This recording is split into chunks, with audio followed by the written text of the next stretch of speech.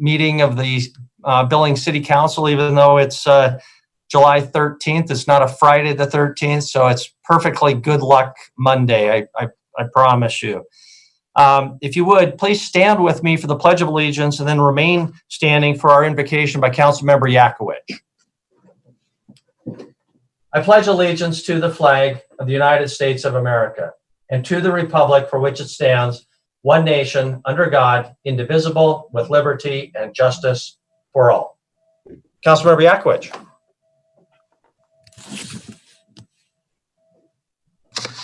Let us pray. We pray for all, dear God, we pray for all those afflicted from the COVID-19 virus. We pray for those loved ones who passed from this virus, as well as their family, extended family, and friends who grieve their loss. We pray for all those sick and ill from the virus that they will heal quickly. We pray for all people impacted.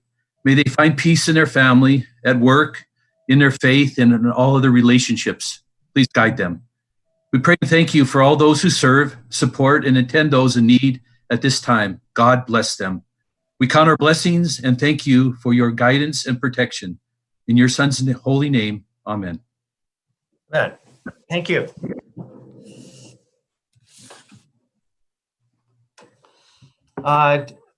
Tony Keener is our clerk this evening. So, Tony, would you call the roll, please? Councilmember Shaw. Here. Yakowicz. Present. Neese. Here. Ewalt. Here. Joy. Present. Chiriki. I'm here. Harrington. Sorry, present.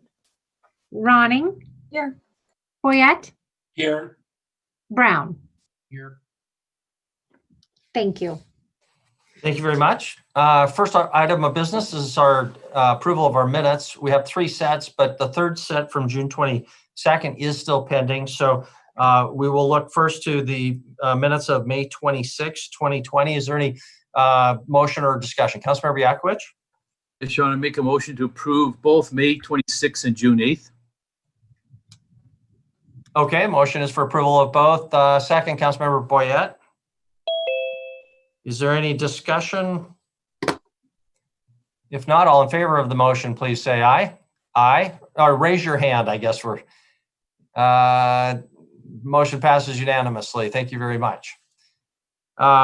Just a reminder, if you do drop off from our meeting tonight, even though this technology is usually pretty dependable, call the call-in number that Tony will be monitoring, 237-6196, and alert Tony before we have a vote. We'll try to do a quick scan to make sure everybody is on board. If you notice a council member, especially a fellow ward representative, has dropped off, please alert me because I don't always see that. And we'll delay the meeting unless we find out it's going to take a while, in which case we'll ask the missing council member to call in the phone number that was sent with the invite, and then they'll have to listen and just interact audibly, even though we won't be able to see them. Those are the procedures then. So we'll move on to council courtesies. Or do we have any council courtesies this evening? Councilmember Neese. Actually, it was not a courtesy, Mayor. It's just following up. If you could remind those who are not participating this time to turn their video off, so it'd be easier to see which council members are not present. Yeah, thank you very much. So if you're not a council member, not participating in the conversation, that's great. It allows us to sort of see who's out there, or more importantly, sometimes who's not out there. Other council courtesies, Councilmember Joy? Yes, I think we received a couple of emails about the census. In the middle of a pandemic, it's hard to keep track of everything, but we still want to encourage people to fill out their census if they haven't. And I believe soon they'll be going around to try and catch those who haven't yet sent in their census with an interview. But just a reminder, we want to remember to do our census. Thank you for that reminder. Census is very important to Montana and to our area, receiving those federal dollars and also potentially getting a second representative in Congress. So, thank you very much. Other council courtesies? Seeing none, then this month is Park and Recreation Month, but I don't have a copy of the proclamation. I apologize. So trust me, this is Parks and Recreation Month. And since it's still part of the whole month of July, at our next meeting, I'll belatedly read that proclamation. Council reports. Any council reports from organizations, groups that you're a member of? Councilmember Yakovich. Thank you, Honor and Council. Council, I just wanted to give you perhaps one of our last updates, but an update nonetheless of the USS Billings in general. The USS Billings is continue to be under evaluation and retooling, and they are going strong. We will be having a chair actually a bronze plaque and a chair in Dealer Field later in the year to honor the sailors. We're looking at a wall of honor for them at the library, where we'll put up their names and perhaps the ship and other things like that. We're thankful for the Girl Scouts who've been providing a lot of in-kind donation of cookies and candy to the crew, and others in the community who also been very generous. We hope that they may be visiting us in November. Also, we are looking at forming a nonprofit, or the committee is forming a nonprofit. So in some way segue away from the city, and perhaps the officers may not be at least city elected officials. So it's a good thing. It will be becoming more substantial. And a lot of the people who will more than likely be on the board will be servicemen and women. But that's just a little bit of an update. We want to keep them in our hearts and our minds. And we also are looking forward to visiting them. But with that in mind, Mayor, you've been our chair of that committee and doing a great job for the last 2 years. And I don't want to add anything to that. Okay, thank you very much.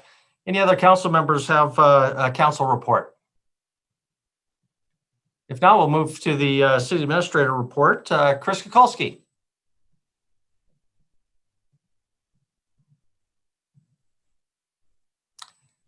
We'll get off mute there. Thank you, Mayor. So just in brief, I just wanted to touch on the public safety mill levy, just to let you know. So we've got the PowerPoint presentation fairly well dialed in. I think we will still make a few tweaks to it, but we've got dozens of presentations scheduled early on, deliberately with our staff, wanting to have all 900 employees as much as possible informed. But we also have been making, Winnett has been scheduling meetings throughout the community. Several of you have reached out and put a list of groups and names. Thank you. Continue to bring those forward. And we're offering to meet via Zoom or in person, whatever they're most comfortable with, so that we can educate folks. I am working, I don't have it completed yet, working with a communications firm on a good quality education handout. So the PowerPoint is not meant to be the handout. We want to have a one-pager, whether it's a tri-fold or a half-fold, something that you can take away. And so we're in the process of working with actually the Q2 team that works with Public Works is who we're working on completing that. So you'll see more to come there. Ballots for this. So we all know September 15th is Election Day, Tuesday for us, these mail ballots. It was very encouraging last week, and thank you for the support of this public school system. And that ballot saw, I believe, over 30,000 participants. These ballots for us will be mailed out on Friday, August 28th. So they will show up in some mailboxes on Saturday the 29th and on others on Monday the 30th. So essentially we are 6 weeks away from those who fairly immediately turn in their ballots, and there's usually a pretty good chunk that do it right away. And then several of them kind of wait until Election Day or close to Election Day. So we've got 6 weeks on the short end, 8 weeks on the long end to educate our community in that regard. So all those efforts are ongoing. Please, if you have groups, names, entities, we will gladly meet with folks to answer their questions. And we'll also be working on our how to utilize social media as a tool to communicate with as well. So I think I'll leave it at that. The last thing I was trying to find, why I was slow getting back on, I was trying to find our exact census count. I had found it numerous times earlier, but just now I couldn't put my fingers on how many in Billings, Montana responded. Last time I looked, I thought we were sitting right around 70%, but looks like Danny maybe he's got some information there. Councilmember Trickey, did you want to comment on that? Yeah, I literally just looked that up. We're at 70.4. The city of Billings is at 70.4. So we've been there at 70, I want to say, for a few weeks. So we really do need to push and ask our community to please take the time to fill out their census. It's important for us as a city. It's important for Montana that it may make the difference in 2 legislative representatives at the federal level or not. So that's the end of my report. Okay, thank you, Chris. All good reminders. If there are nothing else from Chris, we'll move on to public comment on non-agenda items. For members of the public, that phone number is 237-6196. And this is the time when you'll have 3 minutes to comment. We'll need your name and address on items 1, 5, 6, 7, and 8 only. The other items on our agenda, and the agenda is available on the city's website, there will be a public hearing, and you'll have an opportunity to comment on those other items later. Item 1 then is the consent agenda. Item 5, the Montana Rescue Mission Unified Campus. 6, variance, and then 7 and 8, the 2 downtown TIF funding applications. Before we go to public comment, Councilmember Puerta. Thank you, Mr. Mayor. I had a question, a couple of clarifications from Chris, if you will. So whenever you said we'll meet with Zoom, so if I'm just thinking the task force, if they do want to have a meeting, I don't know that they've started doing Zoom just yet, but I don't know that we offered them our Zoom time for the complete meeting. So that's going to be their Zoom time, correct? Yeah, I'm not involved in all the logistics there, but it's my understanding some of them have been meeting via Zoom, okay. And that, yes, it would be us joining their meeting, okay. In whatever format they prefer to have it in. And then just the second question, Mr. Mayor, on the PowerPoint, the revised version, as soon as you pretty much have that down pat, can you send that to council? Absolutely. And in fact, minutes after sending you the last one, there were already changes to it. So I can get you another one out effective today. And then as we make any meaningful tweaks going forward, I try to make sure you have the latest version. Okay, thank you. Thank you. And Chris, when you do distribute those, would you always make sure that the front page, the title page, has something that says the version date, last updated, whatever the date. Otherwise, it's impossible to track what the most current version is. Okay, thank you very much. We'll go then to public comment, and I'll begin just by reminding council members, and I think all the council members are aware of this. We did receive an email from Park Board member Clark Johnson on item A2, his removal. He asked that the email be read. I'm not going to do that because it's long, and there's no way it could be read in 3 minutes. However, I do want to acknowledge it and then tell members of the public it is available on the city's website with the other emails. He also says that he will be posting that on 2 of his websites that are referenced in the email. He does object to his removal. He renews his argument that the Centennial Park design is not consistent with existing city park planning documents. He also has substantial criticism of yours truly for not following up on those issues and taking his position on those, and criticisms of the Parks Board and various other items. But that email is again available on the city's website, and then also on Clark's websites that he notes on in that email. With that then, Tony, do we have any public comment on non-agenda items 1, 5, 6, 7, or 8? I have not received any phone calls. Okay. We've given considerable time, so we will then close public comment on non-agenda items and move on and ask council whether there are any separations from item 1, the consent agenda. Anything that requires a separate vote. Councilmember Brown. Thank you, Mayor. I will be abstaining from 1, P as in Paul, 1 and 3. Thank you very much. 1, P as in Paul, 1 and 3. Yes, sir. Okay. Yeah, those include bills to more summarily or payments more summarily. Councilmember Purington. Thank you, Mr. Mayor. I think just for clarification purposes on 1B2.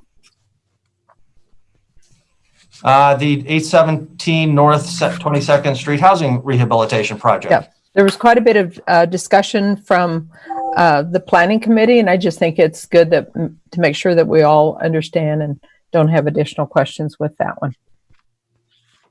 Okay, once there's a motion, if you'd like to ask some questions, we can have that discussion at that time, if that's okay. Councilmember Boyette. Mr. Mayor, I recommend approval of consent agendas, except for 1B2 and 1P1 and 3. Okay, so at Councilmember Purington, you did want to separate 1B2. Was that your wish? Yes. Primarily for, unless we can just discuss it. I'm not saying that I'm not in favor of it. It's just that I think there was quite a bit of protocol with addressing the purchase of it and what to do with the property since we were rejecting it. And I don't think we've gotten that completely resolved in my mind. And then I had another question regarding the demolition. So if we can just discuss it, I'm fine with that. Well, Councilmember Purington, we'll leave that to you. It could be discussed either by calling it a separation, in which case we'll have a separate vote for sure. Or once there's a motion on the other items, if that's included, you could have discussion and potentially vote to amend the motion to remove 1B2, but then there would have to be a vote on the amendment to remove it. So it's really up to you whether you'd like to separate at this time or wait until there's discussion and decide whether you want to have a separate vote and whether that amendment motion passed. I am fine to just wait for discussion on that one. Okay, thank you. So Councilmember Boyette, with your permission, it sounds like that was not the intent and we will not be separating 1B2, at least at this time. Yes. Okay, thank you. So that is the motion. Is there a second to the motion? Councilmember Neese. Discussion now on the motion of the non-separated items, and this will include Councilmember Purington's questions or discussion as well too. So Councilmember Ewald. Thank you, Mayor. I got some questions on several of them. The first one is 1B1. The missing sidewalk. Does that mean the major portions of the missing sidewalk are going to be put off until next year? And my follow-up question is, if that's the case, can the property owners on Aronson go in and get a sidewalk permit and get the sidewalk put in on their own this year, or do they have to wait till next year now, being it's been considered already? Thank you very much. I see our city engineer, Debbie Melling, has appeared, and Chris Kukulski has given me the thumbs up, so we'll just turn it over to Debbie. Thank you, Mayor and Council. Yes, anybody on the program can do the work themselves anytime they want. So if the folks on Aronson want to do the work themselves, they're welcome to do that. Parts of this project are going to be rebid again, primarily the ones that are tripping hazards. We want to get those done as soon as possible. So we are going to separate this project into two, the missing sidewalk and the tripping hazards, and bid tripping this year, and then the missing sidewalk will either be late this year or early next year. Okay. Thank you. Thank you. Other questions for staff or discussion? Councilmember Ewald. Okay, I'm going to the one that Pam was considering. I just want to know what the city paid for the property originally. So in an email out this afternoon, I think our purchase price was accepted at 90,000, and it appraised, I think, at 97. And I think the feds approved a purchase as high as maybe 96, right in that neighborhood. So we purchased it at 90. Went through the normal process on the rehab, and unfortunately still those bids came in too high. So the suggestion to reject the bid tonight just puts us back in a position to reassess why were we off on the bid estimate, and is there a more efficient way to either change the project or get the work done. I would suggest on the broader questions of the program, not the bid rejection tonight, that we maybe, with so many new council members, should come back at a future work session and just talk about the program itself, versus tonight we're here to reject this bid. Thank you, Chris. I see Wyeth Friday is visible for us, so we'll give Wyeth a chance, and we also will give Council Purington a chance if she had further. But Councilmember Ewald, it's your question. Can I get a follow-up on that, please? Please. So you paid 90,000 for the property. You estimated it would cost 101,000 to get it fixed. That makes it right in the neighborhood of $200,000 completed, and it came in at 137. So we're talking over $200,000. Does that really pencil out? Well, the fact that we're suggesting we reject the bid is because we do want to go back and see if there's some other way to approach it. Tam, I don't know if you or Wyeth maybe want to talk a little bit more specific about this house and this bid, but I guess I can start out, Councilmember Ewald, Mayor and Council, Chris is exactly right. The reason we're rejecting the bids tonight is there are several items in the bidding that we believe we can go back and get some adjustment down, which would bring the whole project cost down for this property. And we did kind of explain some of that in the memo, and then also in some information we sent out later this afternoon. But so that's what we're doing now, so that we can come back with a different, a more competitive and more reasonable estimate for the project.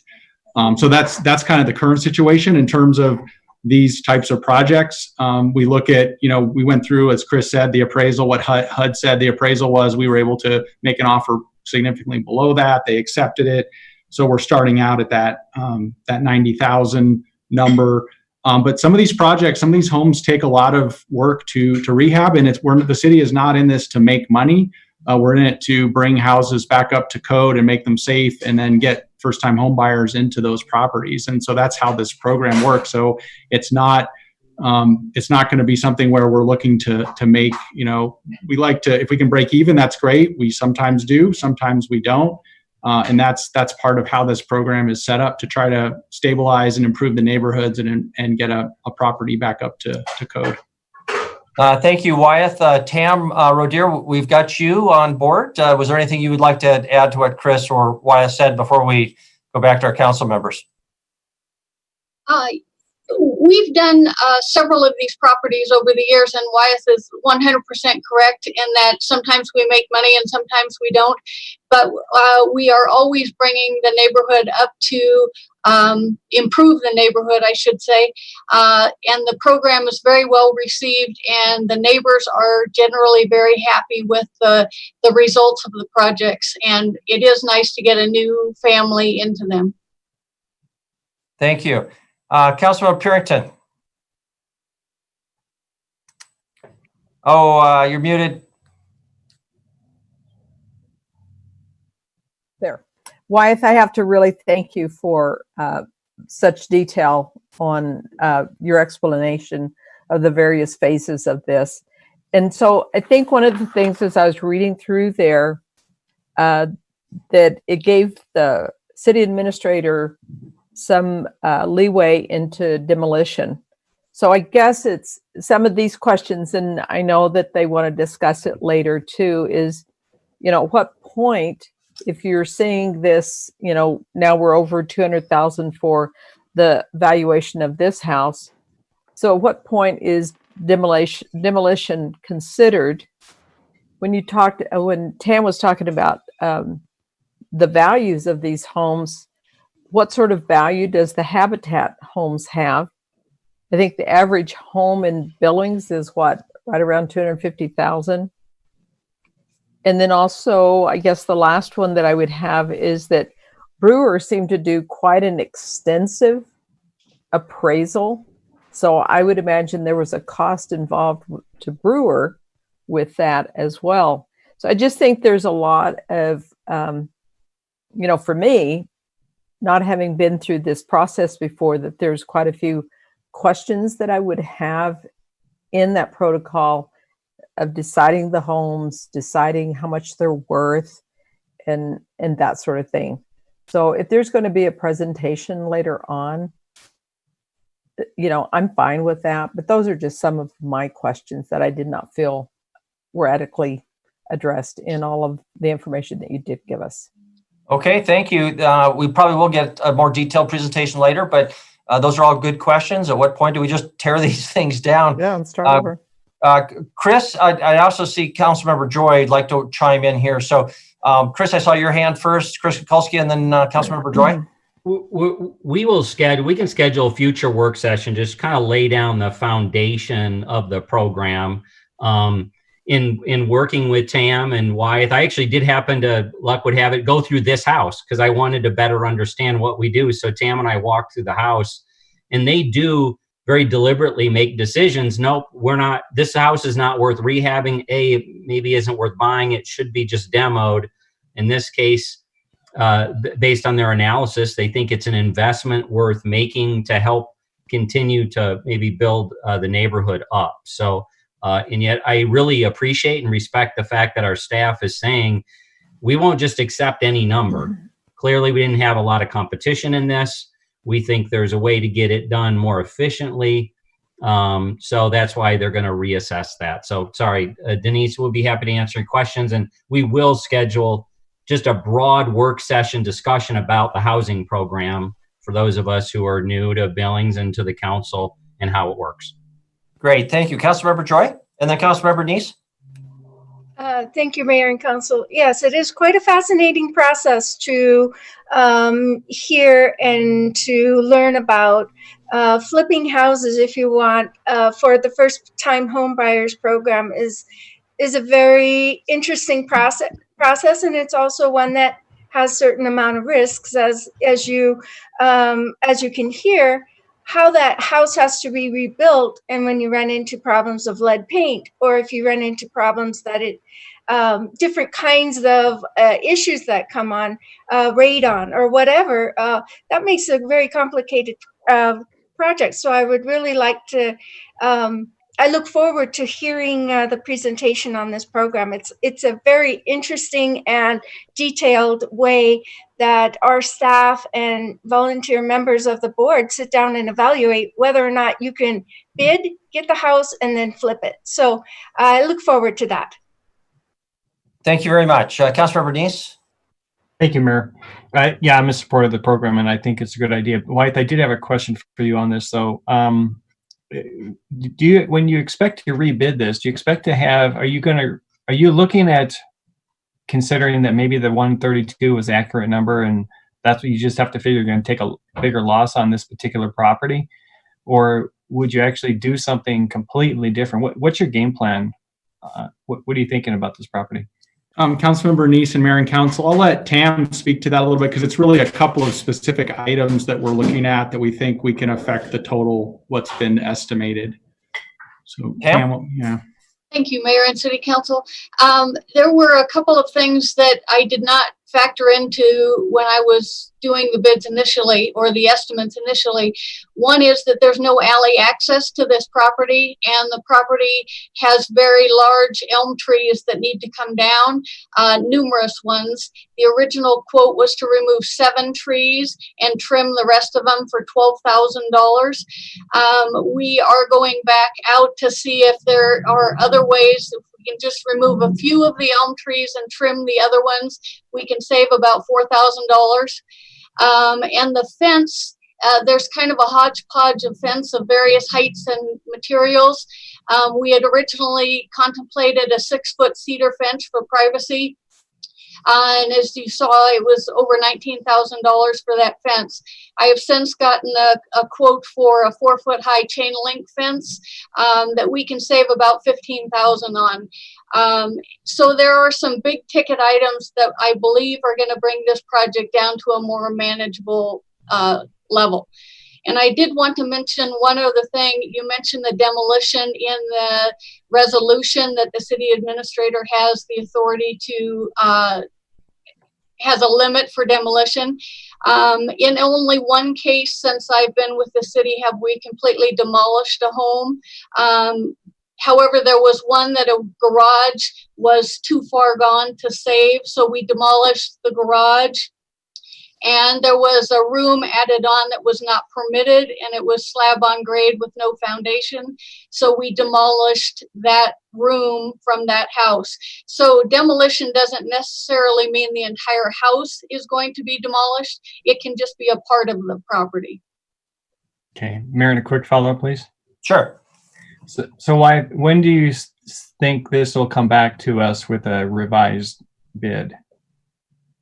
Councilmember Neeson, Mayor and Council, we won't know that yet, and we'll have to see what the final number comes in at, and whether we have to go back through the process with the council, or whether it would be within the city administrator's signing authority. That's what we were starting with before. This came in so high that it had to, it was over that and wasn't following the resolution, so we had to bring it to you. So we'll see. It may have to come back again depending on what we get out of these, after, like Tam said, after we look at these adjustments, or we may be able to move forward with working with Chris. Okay, thank you. Okay, thank you very much. We do have a motion for approval of the non-separated items. Further discussion on that motion, Councilmember Joy, and then Councilmember Ewald. Thank you. I just wanted to, we have a recommendation for the approval of the Inner Belt Loop corridor study to the policy recommending committee, a coordinating committee. And I would just, the study has many good points in it, and there are many areas identified where we will have to continue to work to address those parts of the road that are in the county, cooperation with the county, the fact that it is surrounded by county properties. And I just wanted to say, the CIP has identified in 2024 $2.9 million of arterial fund fees that are going to go towards the Inner Belt Loop in order to match for the gas tax, which is about approximately $4 million. We have to put in $2.9 million of our arterial fees. That's a tremendous amount of money. That's really a match of one of our dollars to $1.38 of gas tax. So I want to continue to talk about the Inner Belt Loop, and as it comes forward, continue to try and address some of these fees of the or some of these issues that I see as to the expense of the project. Thank you. Thank you very much. Councilmember, I think I'd recognize Councilmember Ewald if he still has a point, and then Councilmember Neese. Okay, I would like to talk about 1E as in Edward. The purchase of those buses. And I think Kevin Plume said that the money that we got from the COVID care money or whatever could be spent over 3 years or something like that. It looks like we're going to replace a big bunch of buses in 2 years. And so we're going to be in the same boat we are right now, where we got to, once these buses wear out, they're all going to wear out at the same time. So would it not be better to spread them out over a 5-year period, probably? So in the future, we don't have to come up with the big dollars to do everything in 1 or 2 years. Thank you, Kevin. Well, Kevin Plone, our Aviation and Transit Director, is on board. So unless Chris Kelsey thinks differently, I'll just turn it over to Kevin. Kevin, it's all yours. Okay, thank you, Council and Mayor. Well, with the bus situation, it's kind of a feast or famine for the Met. A couple of years ago, I think I was doing a presentation in front of you wondering how we'd even replace any of our buses. Fortunately, our staff has been very successful in some competitive grants, and we were able to secure 2 of those, which allowed for the purchase of the 8 buses that we did last December. Some of those monies are involved here as well. And true, the COVID thing has helped us. The problem we're having right now, Councilman, is that our buses are falling apart. They're very old, and the procurement cycle is over a year. So we really wanted to get in line so we could get these buses all purchased. Yes, 15 years from now, we'll be in the same boat probably in terms of trying to replace all these buses. But when the funds are there, we want to act on it as quickly as we can and move forward so that we can get the equipment replaced and on the street before it completely falls apart. So we've really had a lot of expenses in the last few months, and we're having a hard time keeping those things running because they are worn out. Okay, thank you. Okay, thank you. Councilmember Neese. Thank you, Mayor. I also want to actually, as Denise mentioned, the inner belt loops in this, and I want to thank the staff for doing this additional study on this, because it's really showing what needs to be done up in the heights, how it can unify the city between the northern part of the heights and the city, kind of really making the city as being a round city instead of an elongated city. But I just want to double check with Debbie on this. Denise made some comments about arterial fees being in the CIP funding for this, but I believe, Debbie, if you're still on, that was because the Public Works asked the city to take some of the gas tax money that was in the Inner Belt Loop Fund and move it and kind of swap funds, fund dollar for dollar out of the Inner Belt Loop Fund into and replace those with arterial fees because of the use of the funds was allowed. And if Debbie's not there, maybe Chris, you can recall that, or Jennifer, or whoever can answer that. Yeah, Debbie is on board. So Debbie, you can start and Chris can follow up, I guess.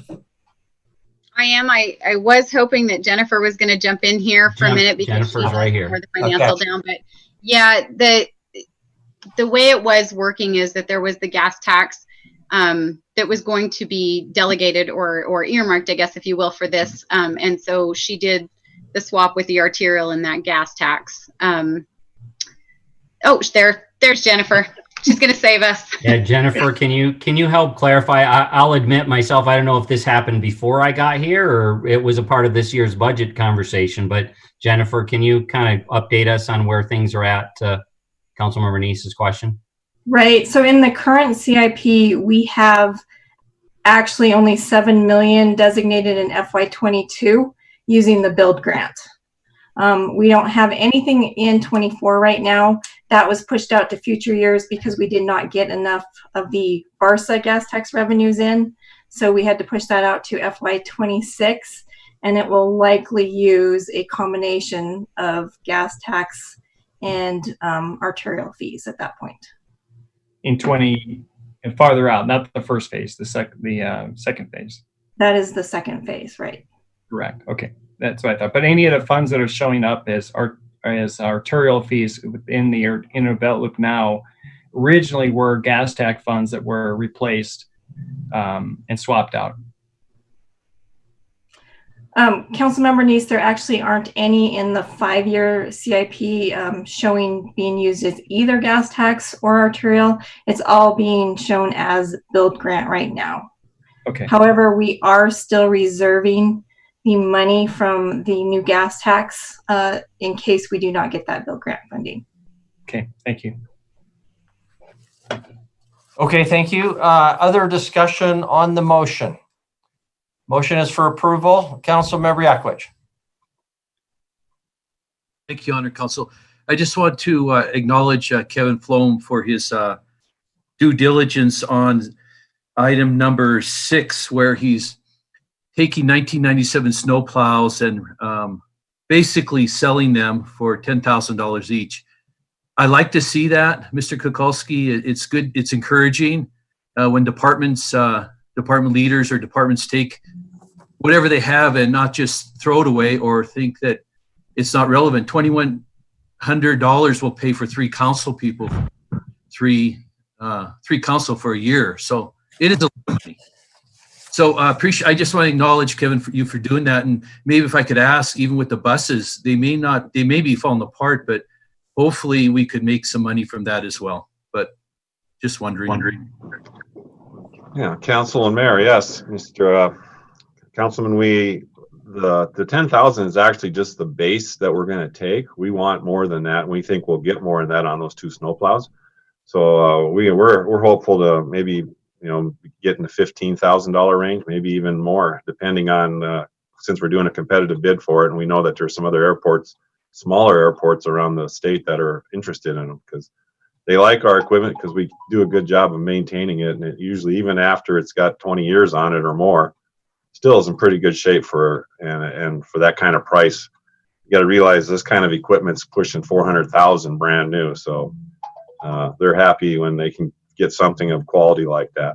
Regarding the Met buses, when we start retiring those, we will have probably take those to auction.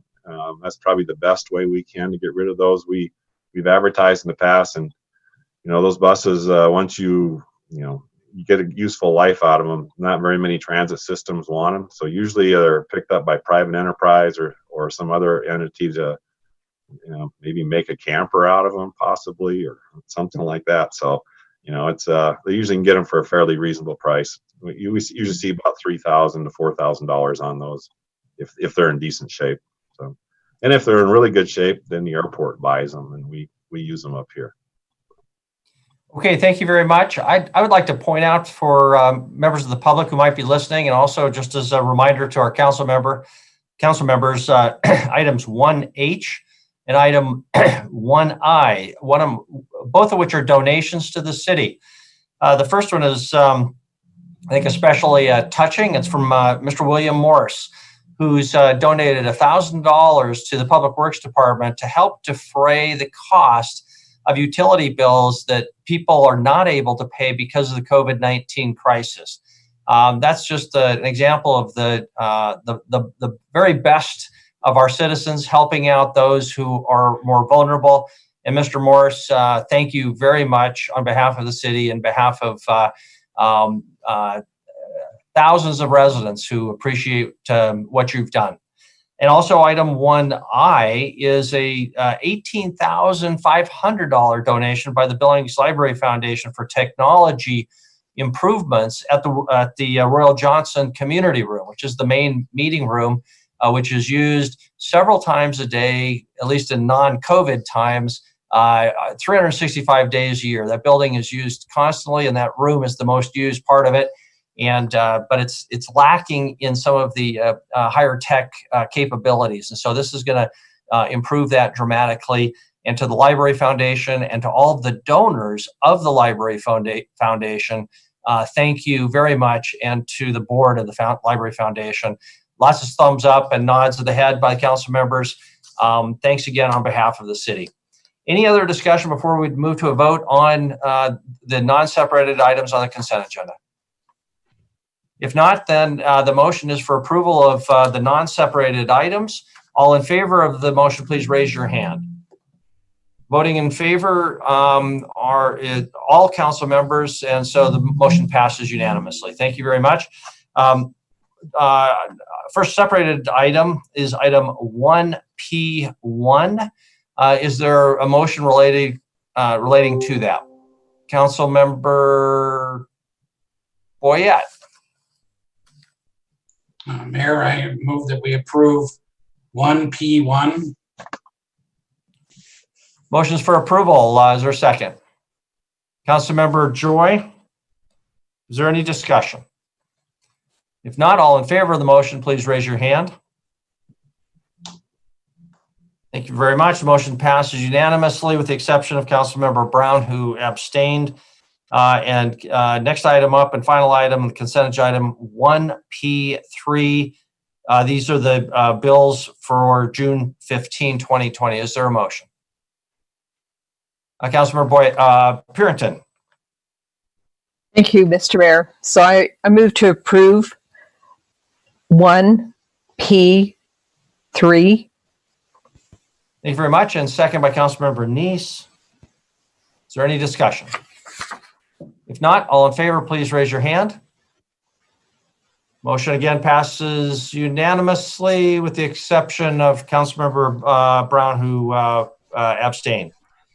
That concludes item number 1, then brings us to our regular agenda, item number 2. Tony, would you read item number 2, please? Item number 2, public hearing and resolution adjusting parking meter rates. Parking board recommends approval. Action, approval or disapproval of parking board recommendation. Thank you very much. Chris, do we have a presentation by Tracy Scott on this one? Yep, and Tracy's here and ready to go, I think. Okay, Tracy, it's all yours. Good evening, Mayor and Council. I'm going to attempt to share my screen. I hope it works.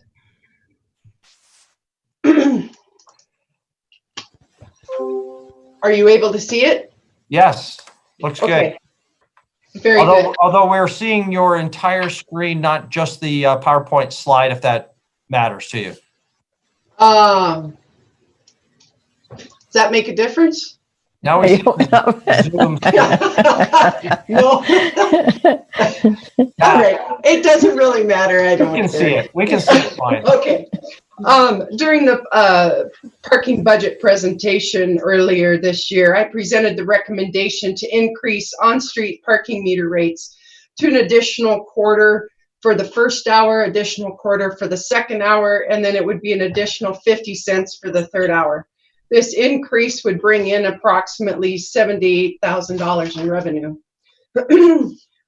With the, if you take a look at this second, we have some additional parking needs. The maintenance reserve fund that I've talked about before, and that's basically we have to try to collect about just under $1 million to help keep up these parking garages. We have some vehicles that we need to replace. The painting and signage of the garages, that is critical. Park 1 is in dire need of having that done. So with the increase in revenue, our hope is to become totally self-sufficient, which would allow us to no longer rely on the TIF funds to help us with our garage improvements. The increase in revenue would also give us the opportunity to improve our parking operations, to better serve the downtown community with projects such as enhanced lighting, additional cameras, installation of parking sensors, and those are just to name a few. So I present that to you in hopes of your recommendation to increase those rates. Thank you very much. We probably have some questions for Tracy, and maybe I'll just start us off. Can you remind us when these last went up and what kind of percentages we're looking at on average historically? The last time they went up was in 2000 and let's see. We had our credit card meters where we increased those. We had to because of the additional charges. So those went up to $1 per hour and then $2 for the third hour. And that would have been in 2017. And that was the last time we did last year increase. So all meters were the same amount, no matter if they were credit card or if they were the regular mechanical meters. And that made it less confusing for people. When we'd have a credit card meter that would no longer work, we'd have to replace it with the mechanical. And it was better to have all meters the same amount of money, so it's less confusing to the public. Thank you very much. Other questions for Tracy? Councilmember Purinton and Councilmember Ewalt. Thank you.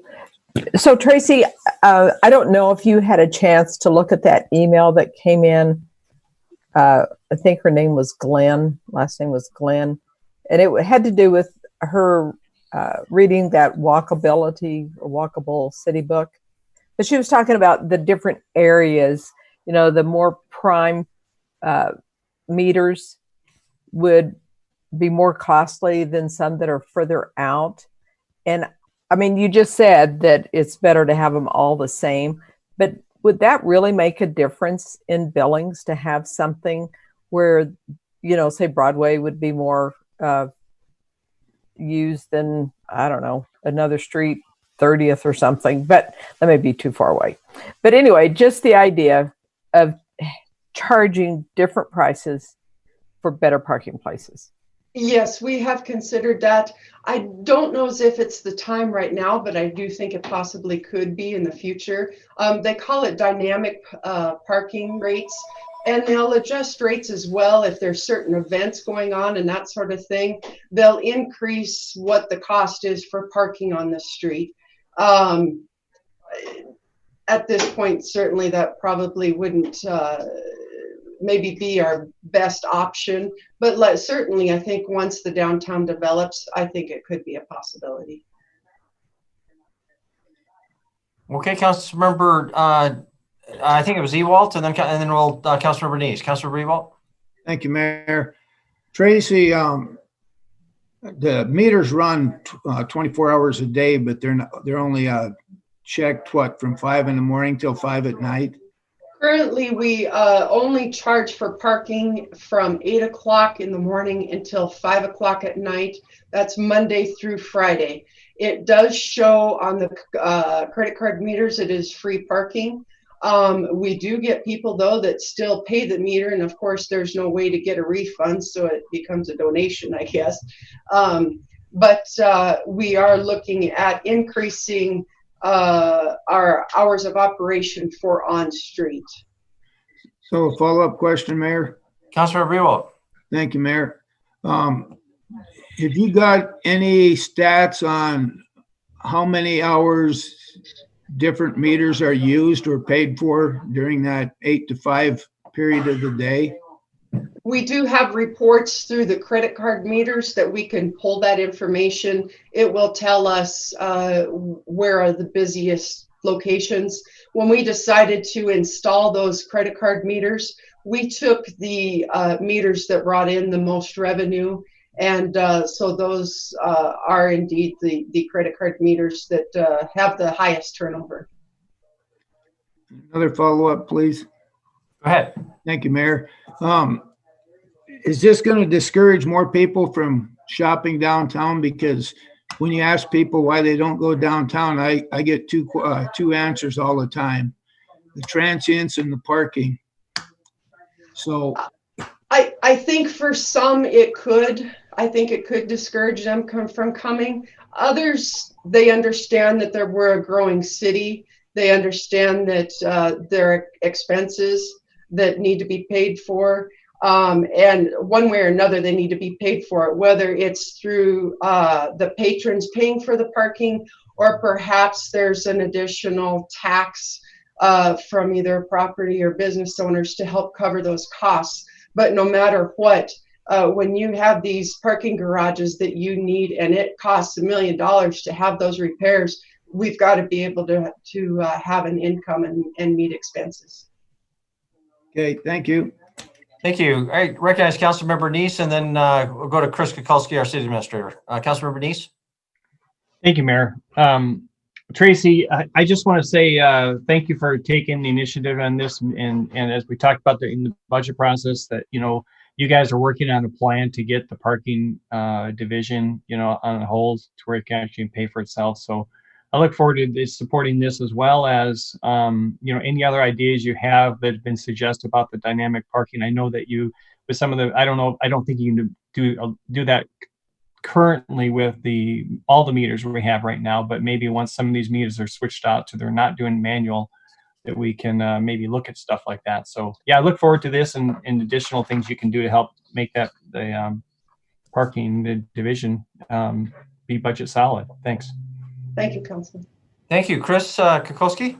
I'll be brief. Just want to thank the Parking Commission. I think that they're just a really great sounding board of businesses, entrepreneurs in the downtown to help guide us. Ultimately, I think you guys are clearly getting it. There's a balance. We don't want to prevent people from being in the downtown because we charge them too much.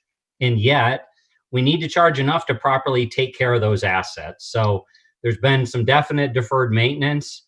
As we just saw, if it weren't for the tax increment finance district, we would not have been able to replace the gate equipment, which was really key to bringing in enough revenue to taking care of these things. So Tracy and Kevin Iflin and that team really has stepped it up from where we were a year, 18, 24 months ago to recognizing that these are multi-million-dollar assets and need to be properly maintained and taken care of.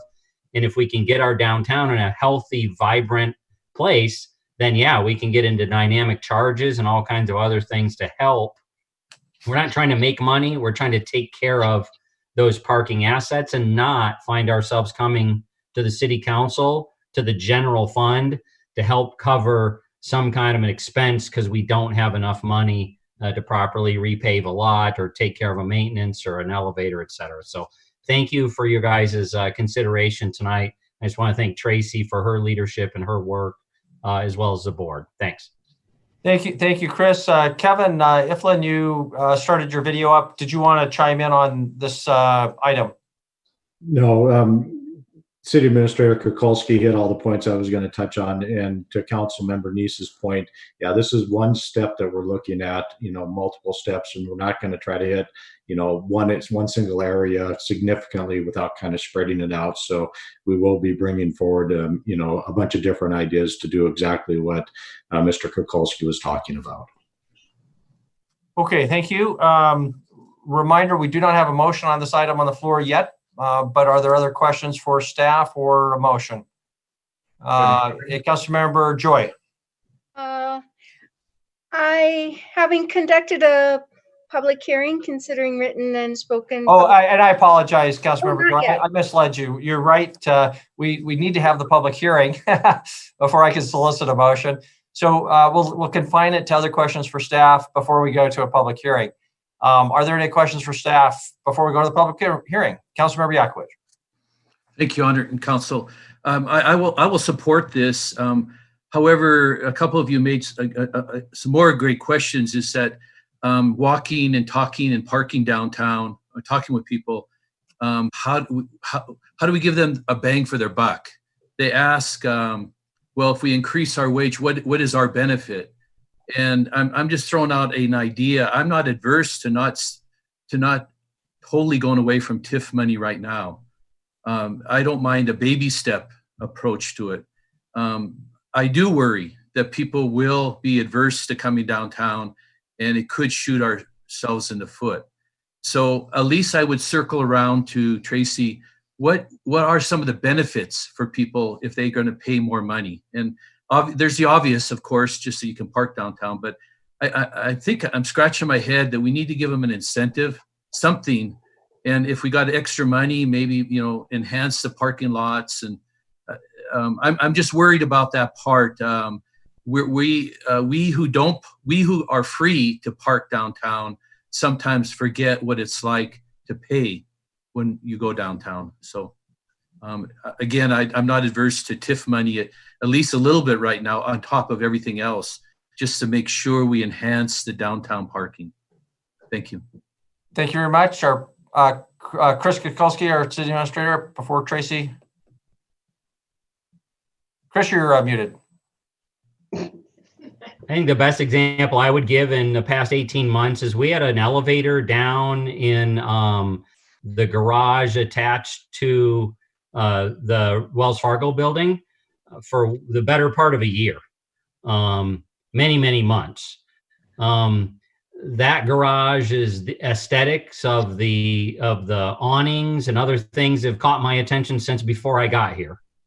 We need to reinvest in those facilities in a way that, to me, it would be extraordinarily frustrating to pull into that garage, park up on the third floor, and then have the elevator not work for me to get down or up. So if it costs a quarter more an hour or something to that extent, then to me, that's worth it getting a return on that investment versus we can't afford to take care of them. So Tracy, I don't know if you've had anything specific you'd like to add, but that was one that was, I know you worked a lot to try to get that elevator back up and running. Yes, Mayor and Council, with some of the things, technology plays a big piece in everything. One thing, and I think you're going to find it very interesting, is this new gate control equipment and the ability that it is going to have for people to operate. People will be able to operate the gate equipment through their phone. So there's easier access. And then also, something I'd really like to do is to be able to install sensors so people can I think if people can take a look and see, hey, there's a parking spot close by and they don't have to drive around and search all over, I think that would help businesses. And I also think making an investment in these garages, trying to help them become more safe, I guess, more cameras, try to improve the appearance of them. And we're doing the best job that we can right now to do that. But we need those funds to be able to make those improvements. And I think if people really, I guess if I use myself, if I really want to go someplace, and I really don't mind paying the parking price if I really want to go. But that's just my opinion, and I know that there's other people that feel much differently than that, but that's my opinion. Okay, thank you very much. Anything else for staff before we go to a public hearing? If not, we'll open up for public hearing. This is an opportunity for the public to call in on item number 2, the parking rate increases. The phone number 237-6196, 237-6196. We'll ask you to keep your comments to less than 3 minutes and to give us your name and address. I'm going to delay a few seconds here because our actual meeting is about a minute ahead of what you see on your television or on your computer screen. And therefore, it's important that you turn off the volume and not try to listen to those devices, or you'll be very confused in what you hear on the telephone versus what you're seeing on the screen. Number again, 237-6196. Tony, do we have any callers to 237-6196?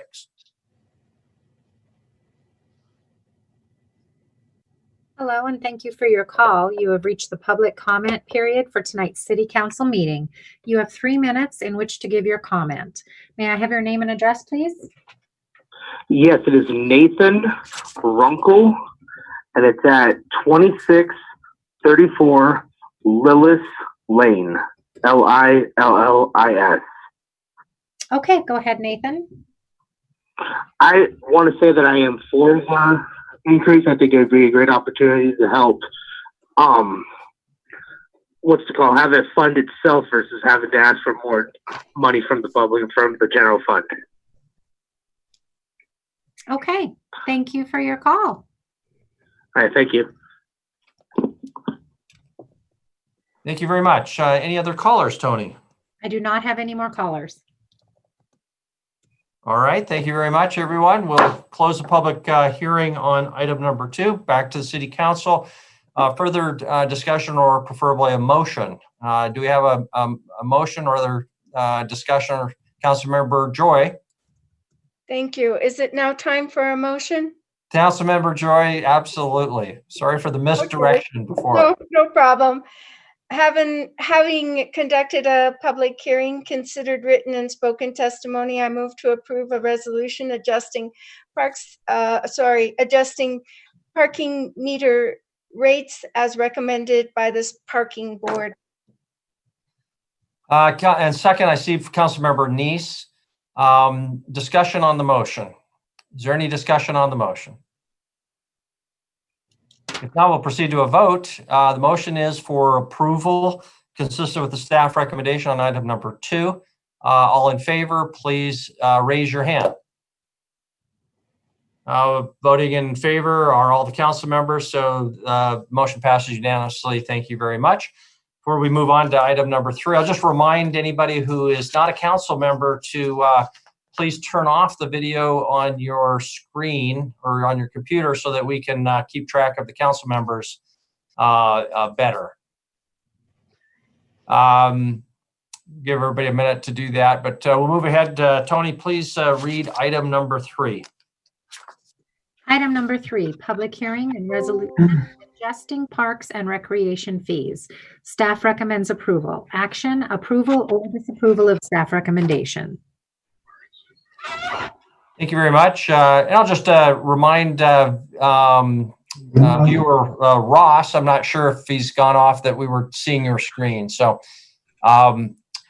we have a presentation by Mike Whitaker, head of our Parks Department. I'll just turn over to Mike unless, Chris, you wanted to have any sort of lead in. No, Mike's good to go. Mike, it's all yours. Oh, good evening, Mayor and Council. I'm just working through the sharing process, so give me a minute.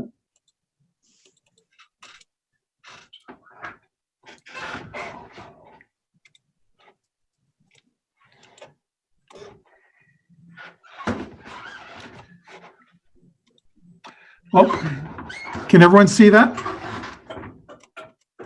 Fantastic. Well, the proposed fee adjustments will produce enough revenue to maintain current parks and recreation services in fiscal year 21.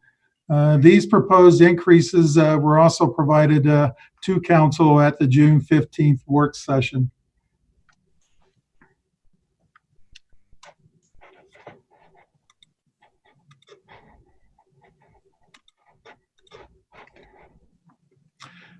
The proposed fee adjustments will produce an additional $85,000 annually in revenue for fiscal year or for the Parks and Recreation Department. The majority of the revenue will come from a $1 increase in daily admission at Rose and South Pools and a $1 increase in the water slide fee at Rose Pool.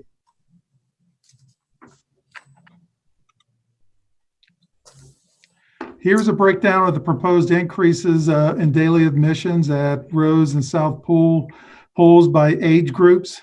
I'd like to add that all children under the age of 5 will still be able to enter at no charge.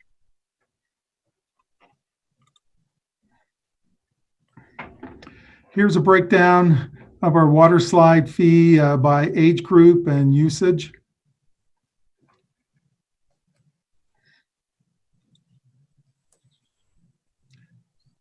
And that's end of my presentation for the Parks and Recreation fee adjustments. And I'm here to answer questions. And Mayor, if I could just go ahead, Chris. Sorry, get my video there. Just a reminder, the council, as you recall, this discussion really came out of that last $750,000 in cuts as we sought to try to balance the budget, and we had about $250,000 that we took from the Parks and Rec area in a combination of additional revenues or cuts. And so here tonight is the increased revenue side of that equation so that we could get ourselves closer to ultimately the budget that the council adopted. So that's kind of the tie-in, as well as just a necessity every few years to make sure we're looking at rates and fees and understanding how close they're coming to helping us offset costs. So thank you. And thank you, Chris, and thank you, Mike. And question, I guess, for Mike. Most of these, looking at the staff report, were last established in 2014 or so. Is that right? Are we? Some of them were established in 14, and I think one was established in 2016. Okay, so we're at least 4 to 6 years since there was a previous increase. Okay, questions for Mike. Mike, I'll ask you to close off your screen, that I can see the other council members a little bit better. You may need to come back to those if you need to, but go ahead and raise your hand, council members, if you've got questions for Mike. Councilmember Neese. Thank you, Mayor. Mike, thanks for going through this and finding a way to keep the parks open. I know increases are not always popular. Things do go up, but $85,000 is a pretty good amount of money, especially since most of it's through the pools and a lot of that's part-time help. Just roughly, if you, off the top of your head, if you can, $85,000, how many employees does that really represent that we were able to maintain and not have to let go? Well, it's hard to say. I know that helps to keep the facilities open. I know the aquatic staff, we have around 65 people working in aquatics. So that's just an overview. Okay. Well, that's good. Again, I appreciate you doing this. I know it's tough. The public has to pay a little bit more, but we're keeping the parks open and we're, keeping people employed through the summer. So thank you. Thank you very much. There are questions for staff. Any other questions for staff? Councilmember Purinton. This just kind of came to mind going back to Dealer Park. Is Dealer Park through your department, Mike? Councilmember Purinton, we do oversee Dealer Park, but that's through a management agreement with the city. Okay, so if other people want to use Dealer Park, especially since the Mustangs aren't going to use it, then is there a set fee for their usage? Chris, I guess that goes to you. I don't know. Mike, would you offer any feedback on the past, and then I would be happy to talk kind of about the future a little bit and the agreement between the Mustangs and the city.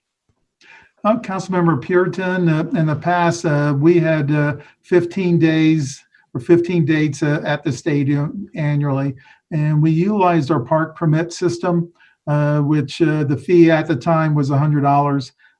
So that would include the use of the stadium. Then we would calculate the amount of man hours it would take to provide any services they would need at the facility. So it would be in the past, it was $100 fee in conjunction with any cost for services for the Parks Department. What I would add, Mayor, if it's okay, is, and this is just what I've witnessed in my short time with the city. I've had conversations with a handful, I don't want to overstate it, but a handful of folks, whether it be a concert or an event there, that my speculation is the events are so diverse that we wouldn't want a set fee structure necessarily, maybe some minimums. But those conversations are ongoing about how to maximize the use of the facility. I will tell you, our agreement with the Mustangs during the season really does have the control of the facility much more in the hands of the Mustangs, which has been mutually beneficial leading up to this point, right? They need to maintain it in such a way that it meets minor league baseball standards. And to their credit and our arrangement, I was on the phone today, again, with the ownership, and because of the condition of that field and our reinvestments into that field, we really do believe we have a chance to have a team back there again next season. And so as we look at broadening usage, we also want to keep in mind that we, at least in the near term, want to retain minor league baseball there. And there's good reason for optimism for the 2021 season. Thank you, Chris. Hey, while we're on Dealer Park, maybe Mike Whitaker, you could comment a little bit about the use by non-baseball users. One thing that is often asked is, why don't we just have concerts out there and charge for anybody who wants to use it and have do a lot more on Dealer Park, which of course seems like a great idea, but it's not so simple. A lot of it involves protecting the turf, and the cost of putting down a protective pad or cover that we do not own and that we'd have to store as well. Mike, can you just comment a little bit about the complexities of letting other events out on that field and how we can protect it, but what that costs and some of those details? Well, Mayor, we do have one program scheduled out there. It's non-baseball related. It's called Movie at the Ballpark. We're going to try that in August. We normally had movies in the parks over the last few years in the parks, but due to COVID, we were not able to have them in the parks. But according to the health department, we can have moving them at the ballpark. So we're going to try that. There's also, we've had conversations with MSUB about housing their fall baseball program there this fall. So those are two events I know will happen at the ballpark. As it relates to having a concert there, it can become challenging. And you have to work with the promoter that has the ability to bring in the flooring needed to protect the field. We were able to do that, I think, several years back. I think in 2009, 2010, we had John Mellencamp to come here that we facilitated and worked out really good. But there's a lot to do to protect the ball field. We also looked at purchasing the material needed to protect the playing field, and the quote we got several years back was around $35,000. So there's a substantial investment if we want to facilitate a concert if the promoter doesn't have the flooring for it. So, Mayor, I would just suggest this broader use of the facility would be kind of similar to our housing discussion earlier. Maybe a really good work session this fall or this winter about how do we diversify, what are the costs, what are the opportunities for the ball field, as it's been, as I've seen it, overwhelmingly used as a baseball stadium. But what are some of the other opportunities we may have, whether it be American Legion that's playing some ball there this year, MSUB, or other functions and usage that maybe we weren't prepared tonight to fully kind of get into what all those options are. And I'll admit, I've never having a field like this before. I don't feel that comfortable saying what all of our options are without doing some research and understanding how we could make that work better. Thank you very much. I don't want us to get too far afield from what the actual item is, which is the park rate increases. Are there other questions for staff before we go to a public hearing? If not, we'll go ahead and open up for public hearing. That number again, 237-6196. For any members of the public who'd like to call in and comment on the proposed park rate increases, number again, 237-6196. Call now. You'll have 3 minutes or up to 3 minutes. Don't feel like you've got to use it all, but you're welcome to if you'd like. Need your name, phone number, turn off your television, turn off your computer, because the actual meeting is ahead of what you're hearing, and everyone will be confused if you're hearing one thing on the telephone and something else coming in over the screen. Tony, do we have any callers to 237-6196? I have not received any calls. Okay, thank you very much. I think I probably delayed long enough to give the callers time to get caught up there.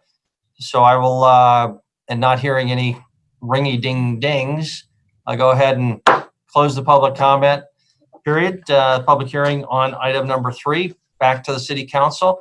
Any further discussion or motion? Councilmember Neese. Having conducted a public hearing considering written and spoken public testimony, I move to approve a resolution adjusting the Parks and Recreation fees as recommended by staff. Thank you very much. I see a second by Councilmember Shaw. Discussion on the motion for approval. Councilmember Yakovich.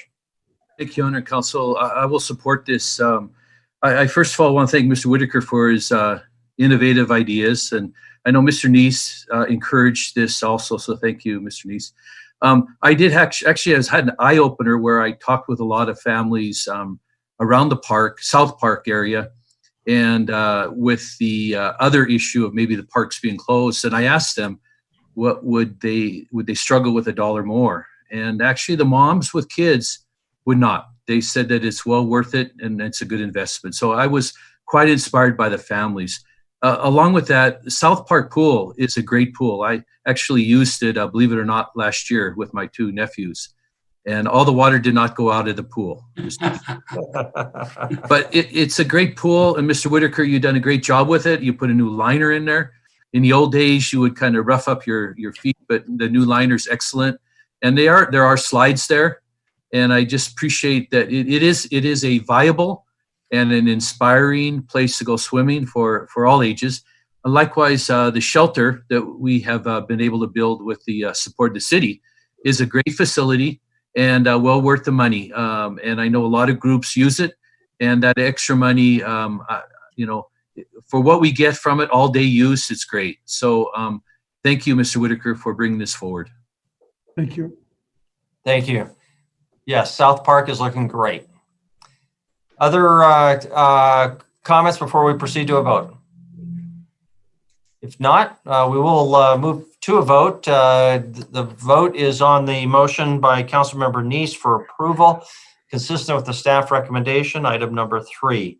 All in favor of the motion, please raise your hand.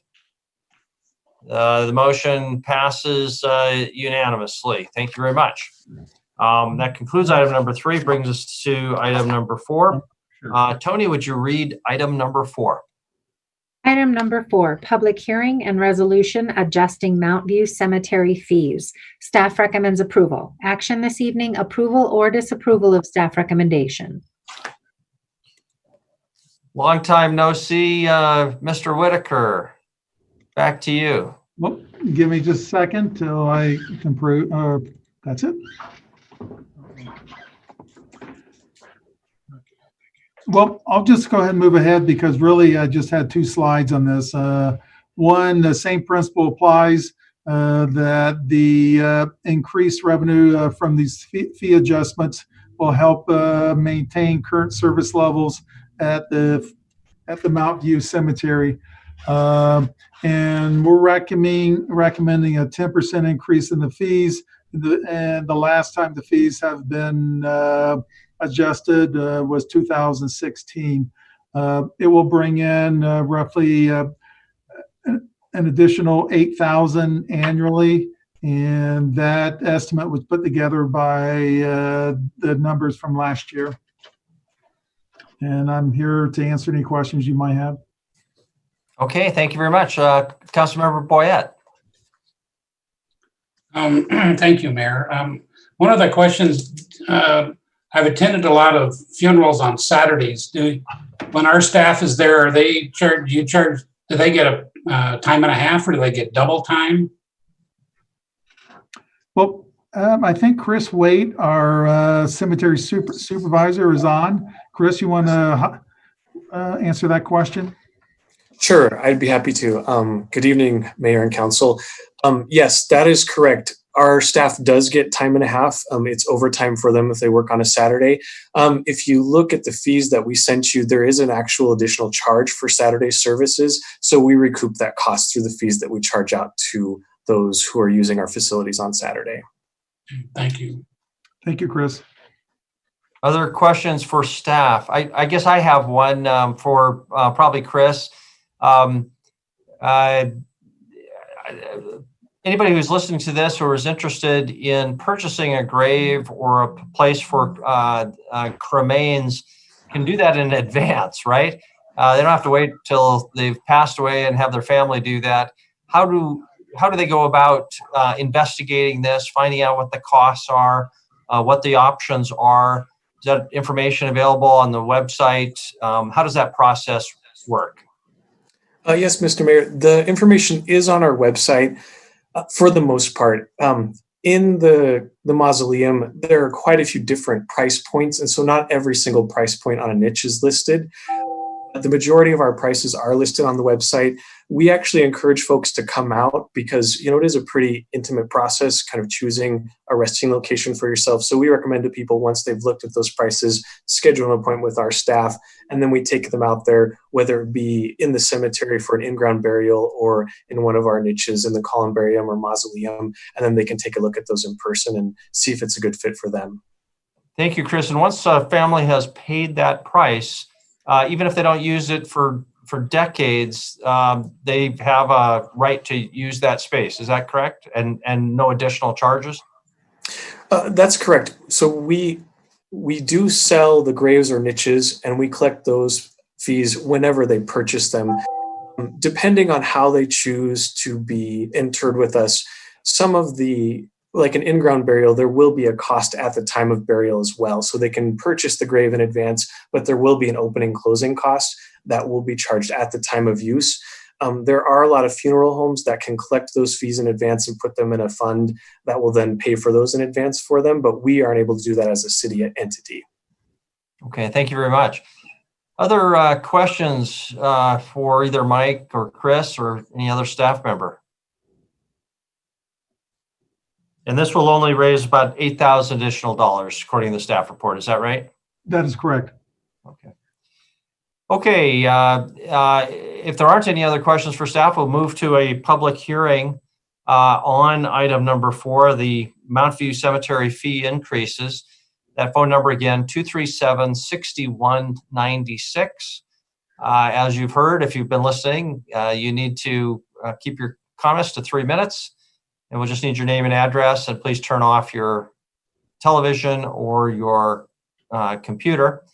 That public call-in number again, 237-6196. We'll delay just a few seconds because the meeting is ahead. Actual meeting is ahead of what is going out on Community 7 television. Tony, do we have anyone who has called 237-6196 on this item? I have not received any phone calls.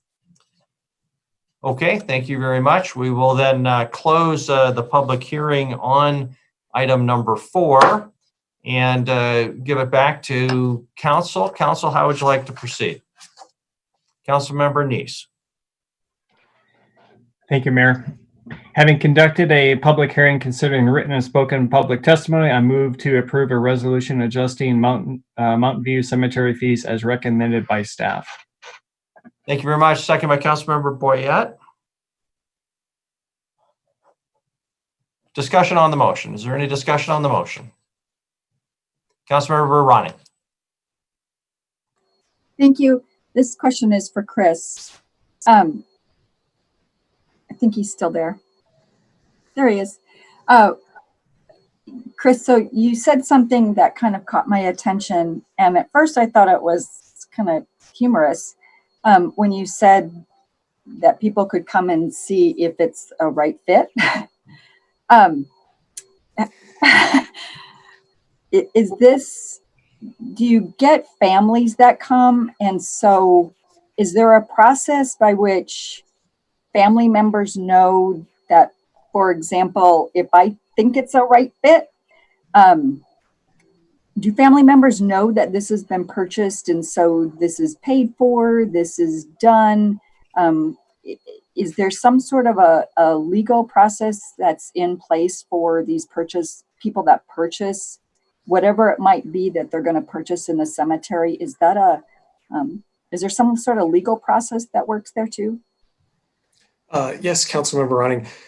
We issue, for in-ground burials, we actually issue a deed after the grave is purchased. Okay. And that goes to the grave purchaser, so they have that certificate that verifies that they have purchased that space and have authorization to use it. Okay. All right. Thank you. That's right. Thank you, Councilmember Ronning. That's something I do sometimes several times a week, is sign those cemetery deeds. And if anybody is curious and they can't communicate with their family member anymore or find such a document, I'm sure the city has good record and they could contact the city and ask whether something has been purchased. Okay, and any other discussion on the motion, which is for approval? If not, we'll proceed to a vote. All in favor of the motion for approval consistent with staff recommendation, please raise your hand.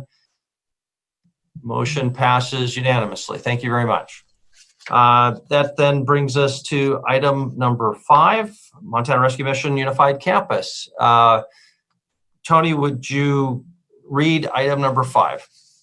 Item number 5, letter of support for MRM Unified Campus. No action necessary this evening. So this is an informational item. There is no public hearing, but we do have a presentation. I guess, Chris, you'll start. And I saw Matt Lundgren out there in computer land at one point. So I guess we have some company. Chris Kukulski. Thank you, Mayor. Tony, can you go ahead and share with Matt? So he's got a presentation he wants to give in brief. I trust you guys have seen the memo. It's a very exciting project to help meet the needs in our community. In talking with some of our former leaders who were heavily involved in our organization in the past, one of the concerns that is being addressed in this application is handicap accessibility. So I know there's a number of investments that if MRM is successful in this grant, they'll be able to provide services that today are very difficult to do. So with that, as was stated, we don't need a motion from you this evening. However, the letter does include a signature line for each of you. So it would be helpful to know if you're all comfortable signing that letter, just to give it more power when it goes in from our 11 elected officials, or if you're not, I think it'd be helpful to know this evening who, if anybody doesn't want to sign it, just because it would help Matt and I get that out the door and the mayor as quickly as possible. So with that, I'm going to turn it over to Matt. Thank you so much, Mayor and Council. I have shared with the City Administrator a PowerPoint presentation. If that's not possible, I can pull it up on my screen and share my screen. Could we, I'm sorry, I don't know if it got sent to me. I was thinking it would come up through Matt. Can we set him up, Tony, for us to share his screen? He is enabled to share his screen. So go ahead, Matt, if you can try to share your screen, and then you can be in control of it.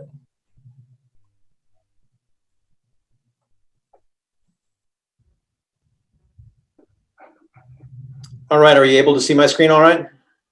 No, at this point, we're just seeing your camera. We can sort of see your screen because we can see your computer, but we're not looking right at it. Yeah, I'm going to click this other button here, and I apologize. Share screen. This should do it.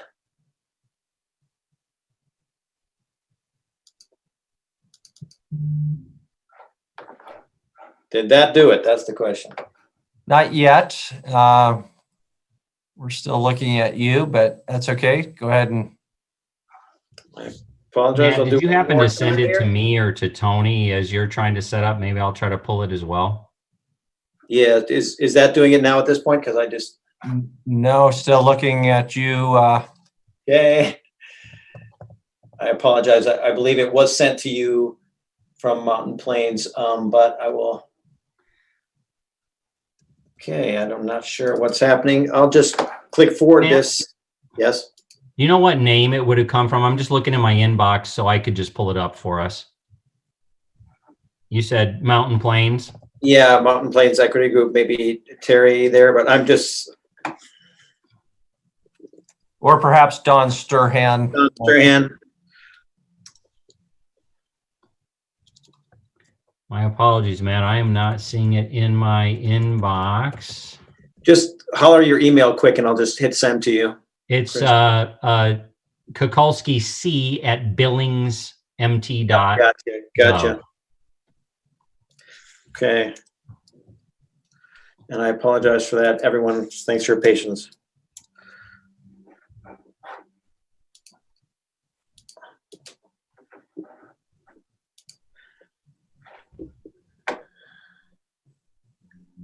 All right, I did send it to you. It's a large file, so it may take a moment. So while he's waiting for that to arrive, I once again apologize for that. As you may know, many of you have been through the Montana Rescue Mission and had a tour of our facilities. And while we do our absolute best to meet the needs of our homeless community, there's obviously some things that we're not able to do well. One of those is that our buildings are both 100 plus years old. And as you know, 100 years ago, buildings weren't the same as they are today. And as a result, we're not able to serve certain people, for example, those with disabilities. So in order to get to the dormitory at our men's shelter, there are actually 4 flights of stairs that one must go across to get there. And that's really a deficit. Another thing is both of our buildings, we found out, especially during this COVID reality, that our buildings are old and barrack style. And so if you have 80 or 100 people sleeping in a room, it really doesn't lend itself well to social distancing. As a result, that can be a real challenge for serving the population who is tremendously vulnerable. And so what we've tried to do is incorporate a new shelter that incorporates people in a more humane way and also a more, what I'd call sensitive way. Mayor, did that work to get you started? Yeah, no, we appreciate that introduction, Matt. Chris is looking for your email.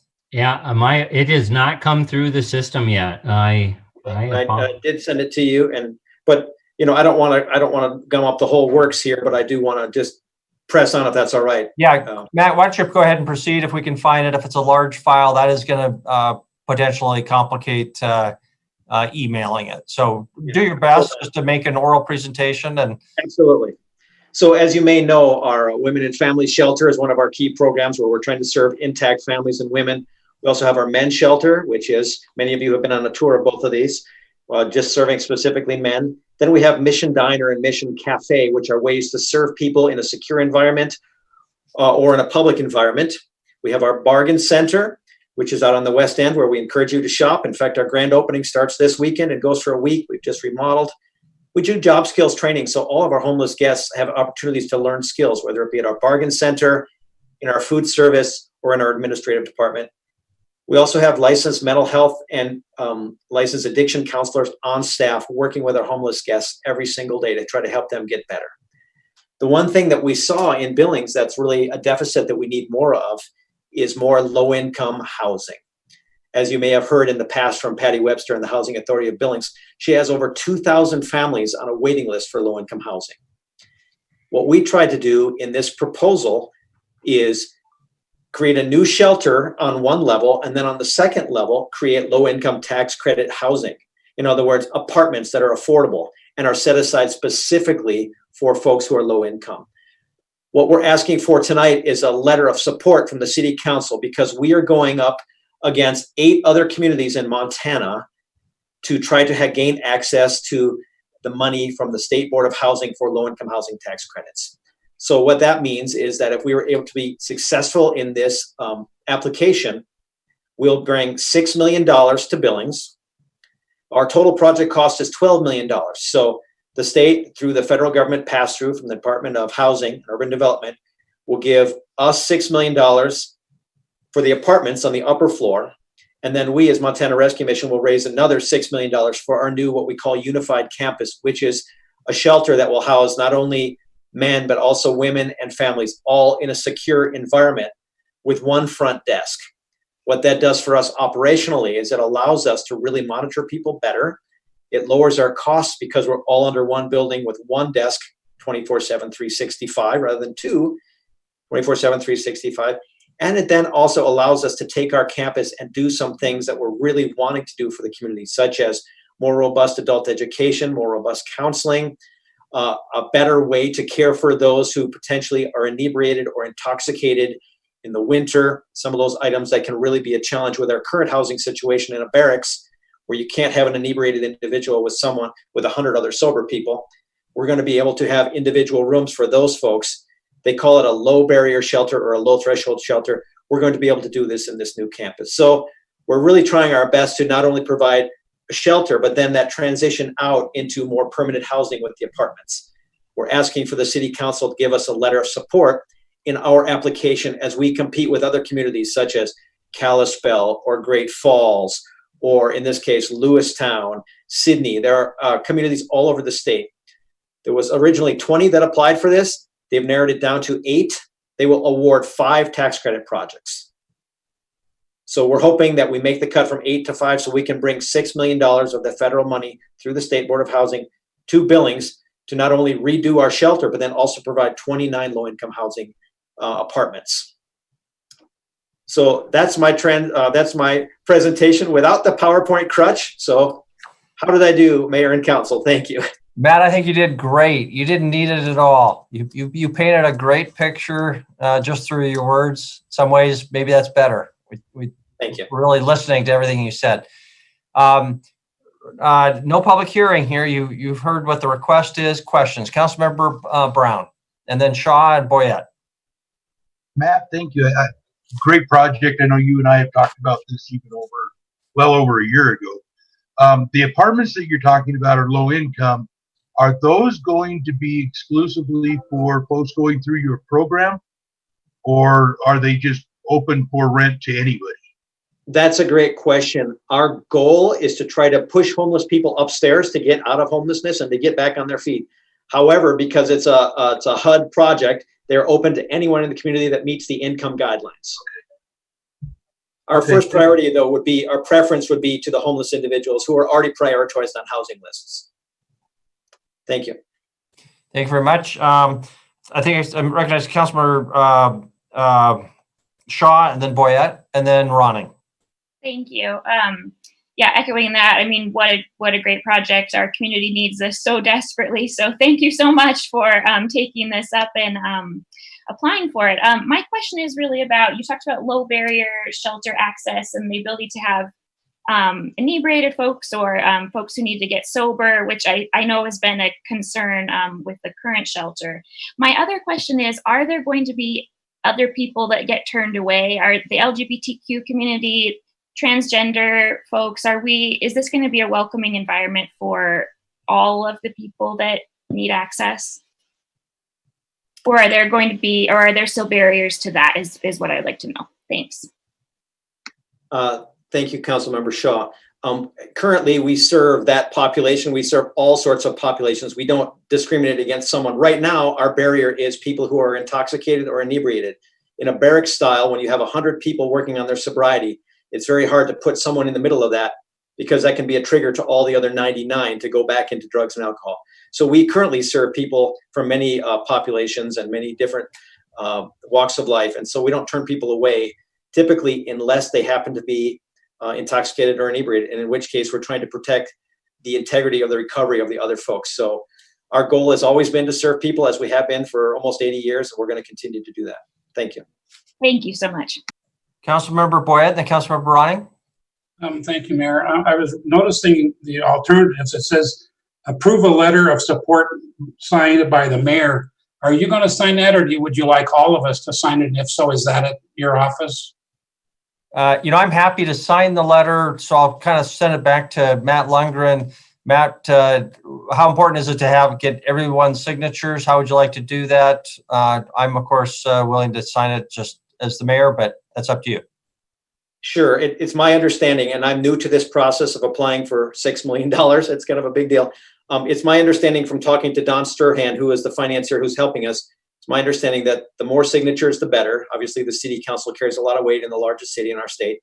The second thing that I understood from Don Sturhan was that this actually was a public meeting, because we have to have a couple of those for the sake of the state to know that it was put out to the public. But I could be wrong on that, and I would imagine Don Sturhan might call in during public comment to correct me on that. But okay, and this certainly is a public meeting, and people have had an opportunity to comment on this. It's just there's no separate public hearing on this item, so no other public comment. But it sounds like the request is for everybody to sign if they're willing to do so.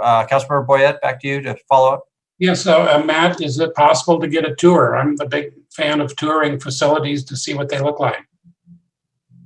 Absolutely. Thank you, Councilman Boyette. We would love to give a tour. I know in the past 3 years, I've taken many people through the shelters, and it's our goal to continue to do that as we go through this process. Obviously, during construction, there might be some areas that we're not able to tour if we get the $6 million in grants, and as I struggle to raise the other $6 million, but we would be happy to give tours. Right now, with the spike in these cases of virus, we're asking everyone that comes in to wear a mask. Our shelter guests, our staff are wearing masks. I'm in my office alone, so I'm not. But typically anyone that comes would wear a mask, but I would love to set up tours. I think as I look at the current council, probably about 2/3 of you have been through on a tour already, but I'd love to have another tour, especially of the new council folks. And are you, Councilperson Boyle? Thank you very much. Councilmember Ronning? Thank you. Matt, since this would be $6 million of federal money, I guess two things. One is I was going to have the same question that Councilwoman Shaw had. I want it really confirmed that LGBTQ plus are welcome in this shelter. And the second thing is, are these guests that would be staying in the shelter or that would be moving up into the living area up above, are they going to be required to participate in any of the religious activities? Will that be a bar for them to be accepted into a program to stay at the shelter if they choose not to participate in the religious activities of the Montana Rescue Mission? Thank you. Thank you for the question, Councilperson Ronning. We have always accepted people of all walks of life. We do not discriminate against any group. So let me be clear on that. I don't know where, if that's coming from someone, it's simply not true. We do not discriminate against someone based on their sexual orientation or gender orientation, any of that. So those folks are always been welcome. Similarly, we do not force our faith in Christ on anyone. We serve because we believe. We have chapel every day. We have Bible studies every day available for those that choose to. If someone doesn't choose to come to them, they're not somehow evicted or sent out on the street. That's never been our policy. We believe it's better to have a carrot rather than a stick. And that's a crude analogy, but I think we all understand with horses, that's the way it works for training them. We work with presenting what we believe out there. We work to care for people and to offer what we believe as a way to show people why we serve, how we serve. So that's what we do and how we do it. And I appreciate that. We're very sensitive to that. We have people who are atheists staying with us currently, Buddhists, Muslims. We serve all faiths. We have agnostics. We serve people because we are Christians, not because we're forcing others to believe. Thank you very much. Hey, Matt, could you comment? One of the goals here is to have a unified campus that serves men, women, and children, and have the efficiencies that go along with that, the common entrance point, desk point. However, there's an issue oftentimes, or one advantage of having a separated women and family shelter is you can have abused women and children. Is there any safety risk or issues when you have those populations all in one place? Do you have ways to address that so that you don't have victims being housed in the proximity with their abusers? Thank you, and that's a great question, Mayor Cole. Our architect is Schutz Foss Architects, and they most recently did the multi-million-dollar addition to the Yellowstone County Jail. So they're very familiar with safety and separate corridors and ways to protect people. Our new unified campus will have one front desk to process intake, but there'll be individual rooms when people come in for intake, for men, for women, for families, and then individual hallways within the structure. There'll be a women's hall that is not connected to the men's hall. There'll be a men's hall. There'll be a family's hall. And then we're also going to have individual rooms for people that have their own set of issues that need individual separation from groups. So this is really going to allow us to serve people more safely and better than we're currently able to do it. Going from a barracks of 120 down to a room 4 max, or even some rooms that are 1 max, is really going to allow us to get with the times, frankly, and allow us to separate people if we do have a virus outbreak, which I'm very thankful to God we haven't had a single case in either the men's or the women and family shelter to date. So we're very thankful for that. This is going to allow us to do that even better. Thank you, Mayor. Great. Thank you very much. Councilmember Tricky? Mr. Mayor, Mr. Lundgren, I would be very happy to sign the letter. Maybe you can make a copy of it available at City Hall. That's what I would suggest is the simplest, is if there's just a copy at City Hall for anyone who would like to sign. Councilmember Purington. Thank you. And thanks, Matt, for your presentation. So a question that I had with this, will this include crisis management similar to what the Crisis Center is doing? Will the police department be dropping people off here? Or do you have that, is that part of your function there? Yeah, and that's a great question. Thank you, Council Member. currently the police do drop people off on a regular basis for us. The police know that if someone is over the legal limit or if someone is intoxicated or high, the crisis center really is that medical triage place for them to come down and get the help they need. But we have the county sheriff will bring people right when they're let out of our county jail to us, and then they stay with us. So that happens all the time. If someone is in medical crisis, we take them to the emergency room. If someone's in alcohol and drug crisis, we take them to the crisis center. But other crises we see all the time, and so we're going to do our best to have a facility that can handle people in all sorts of crisis with a case management room right at the front door for several different folks at once. Perfect. And so we're really trying to do best practices to make this what it needs to be for our community as we continue to grow. So are you also, follow up, Mr. Mayor? So Sure. Are you working with the Connect group with what you're doing, or are you just kind of doing this on your own as MRM?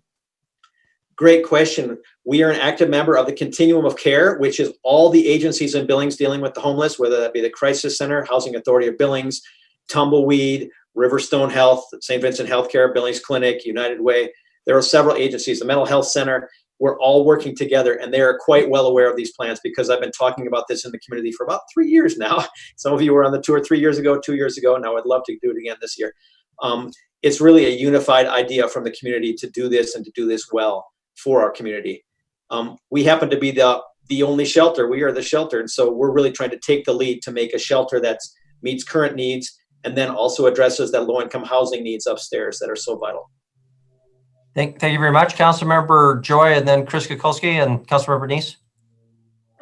Thank you very much, Mayor and Council. I'm very happy and reassured that you have made statements about your policy of accepting everyone.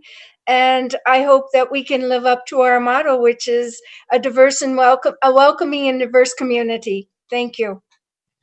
Thank you very much, Chris Kukulski, and then Councilmember Neese. Just want to let you know, and Matt knows, so 2 things. Hey, thank you, Matt. I got the presentation. I emailed it out to everybody, so you've got it in your inbox. And also, Don is on the line if you have any questions for Don Starren. So he's available on the line with Tony if we have any questions for him.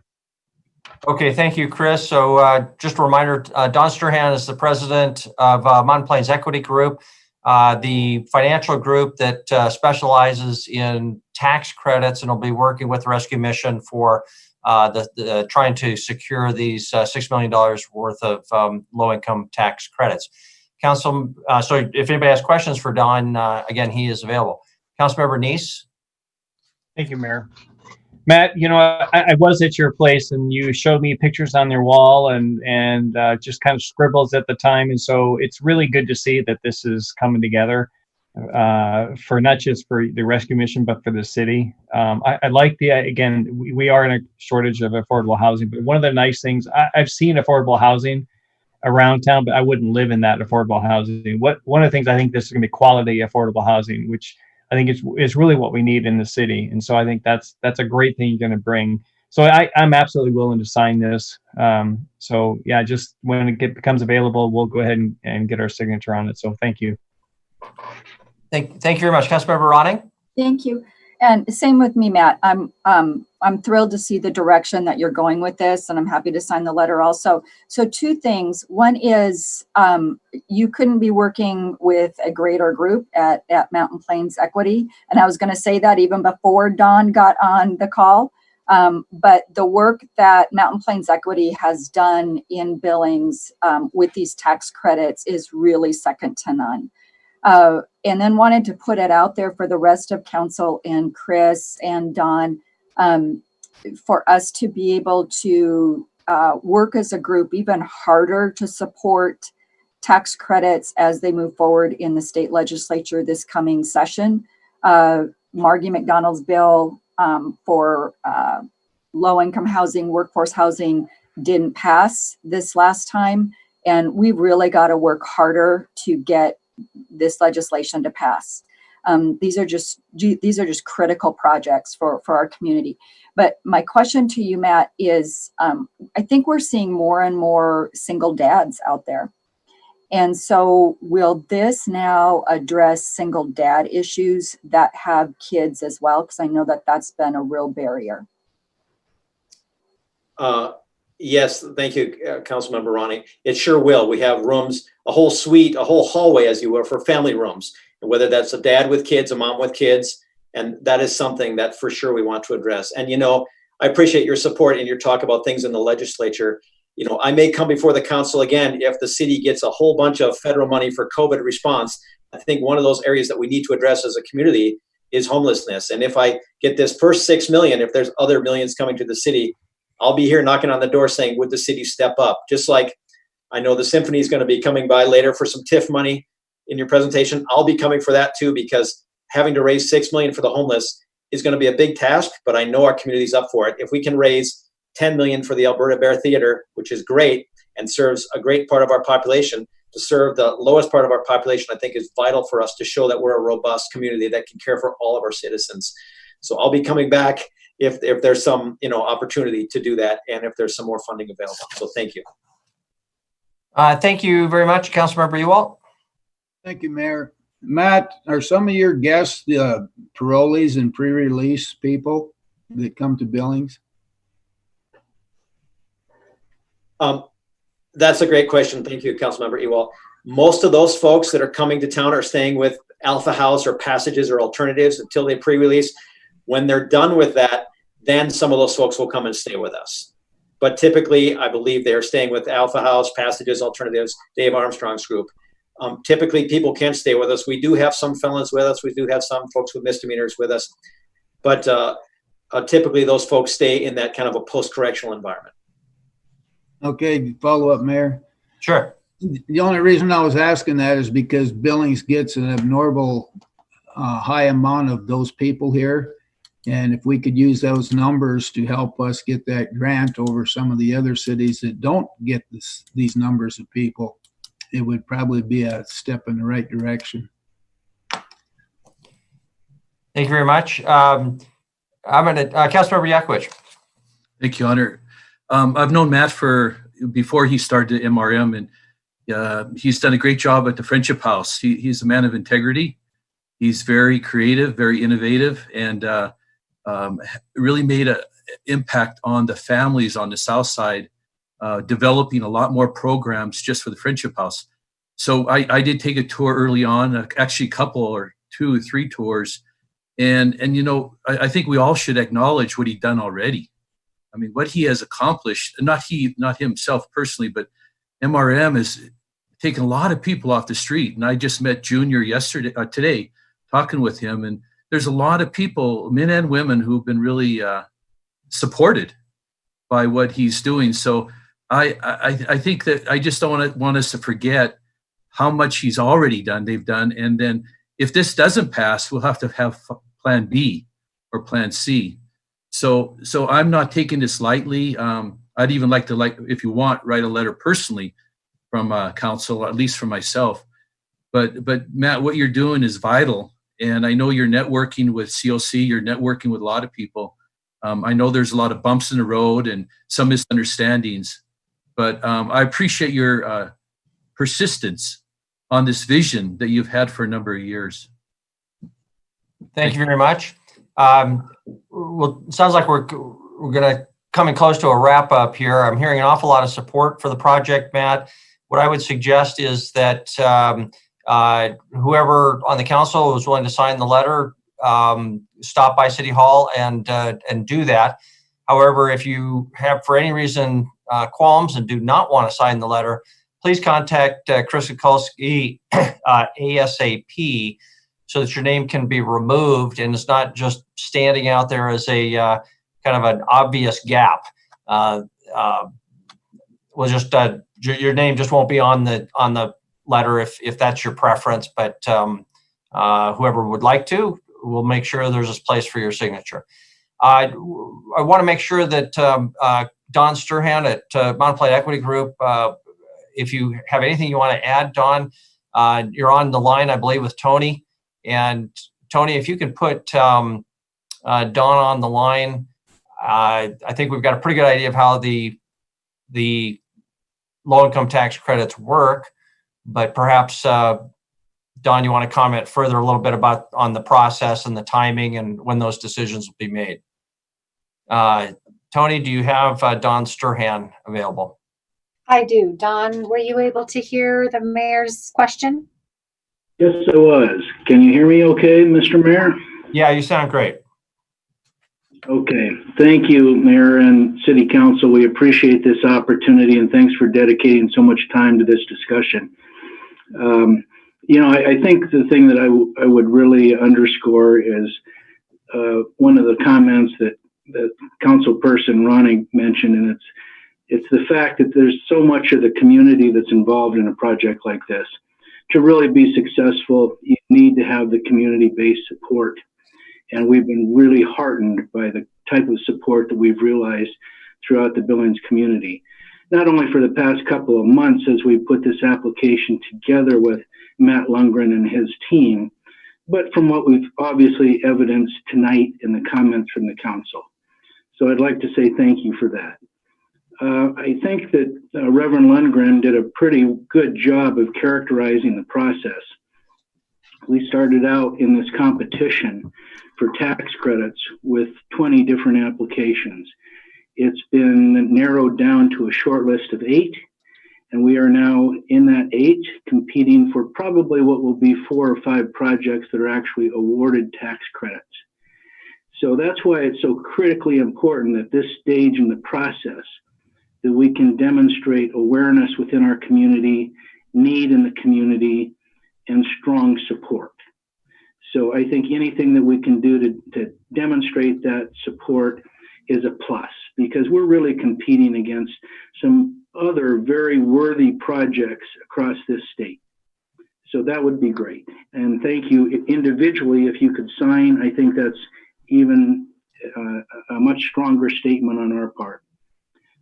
Matt Lundgren also asked a question about whether this needed to be a public hearing. This is a public meeting, so I think for our purposes in presenting a complete application to the Montana Board of Housing, by virtue of tonight's meeting, we have what we need. So again, I would just say thank you for your interest, and we will keep you posted on the outcome. The applications are due August 3rd. So that's the date we're driving towards, and we will look forward to the next step with you. Okay, thank you, Don, and thank you for your work on this project. There is no vote requested here, so but I don't want to cut off debate. Is there anything further that the council would like to chime in before we take a brief break? Councilmember Neese? Yeah, just a real quick deadline on when that letter needs to be signed so we know when to get in there and get it signed. Yeah, let's see. Today's Monday. Maybe by the end of this week, unless we hear that something is faster. Matt Lundgren is nodding his head that would be fine. So if that works for people, the end of this week. Great, thank you. Yeah, thank you. Okay, anything else before we take a brief break? Councilmember Shaw? Thank you. This is a question for Don, who I has experience with these applications. I liked CM Yakowicz's idea of writing a personal letter, and I would be happy to join him in that as the representatives of Ward 1, this area, if that would be something that's helpful. So let me know if it would be, and I'd be happy to write it up in the next couple of days. Thanks. Chris Kukulski. Chris, you're muted. Other thought I have is wouldn't see any harm in if you're inclined, and it sounds like we're all in unanimous support. If you would make a motion, second, and get it unanimously approved, then that'll also just be on our record as well as how it can be used in the future. So I don't think there's any problem with that. It was duly noticed, though it didn't say any action was necessary, and that's true. Nothing prevents you from passing a motion if you're inclined to do that unanimously, and for us to use that going forward. Okay, thank you, Councilmember Yakowicz. Therefore, I'd like to make the motion to support this letter. And I see lots of seconds. The whole council seconds it. Well, not quite. We'll give it to Councilmember Neese, just so we have a couple different words represented there. Thank you. Thank you. And any discussion on the motion? If not, all in favor of the motion to sign this letter and voice our approval, please raise your hand. Thank you very much. That motion passes unanimously. Okay, that then concludes item number 5. It is 7:35. We often take a break around 7:30. We've got 3 more items left, so I don't think we can just wrap up in a few minutes. Why don't we take a break? We'll try to come back no later than 7:45, but hopefully in about 5 to 6 minutes or so, if we can.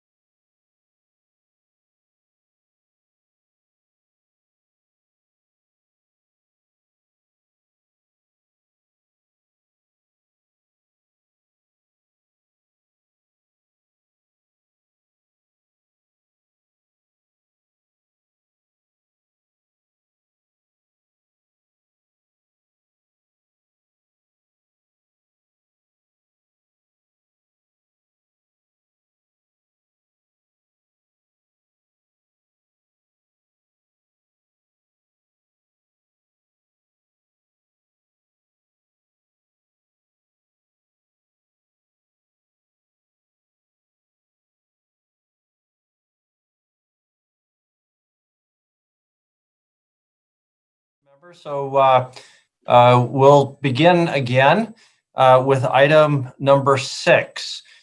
Tony, would you please read item number 6? Item number 6, resolution approving a variance to resolution 93-16740, allowing staff to enter into a binding agreement with the seller contingent on the appraisal process. Staff recommends approval. Action, approval or disapproval of staff recommendation. Thank you, Tony. We have a presentation tonight by Assistant City Administrator Kevin Ifland. We'll just turn to Kevin unless, Chris, you've got anything else. No? Okay. Kevin, earlier you had some glasses on. Can we see those again? Do you have a new set of glasses? They're right here handy in case I need them to read the small print. Okay, very good. We don't see you in glasses very often, so the rest of us appreciate company. Yes. Assistant City Administrator Ifland, it's all yours. Good evening, Mayor and Council. And if Tony's allowed me, I'm going to share my screen here and do a very brief presentation and explain why we are coming forward with you for this variance request.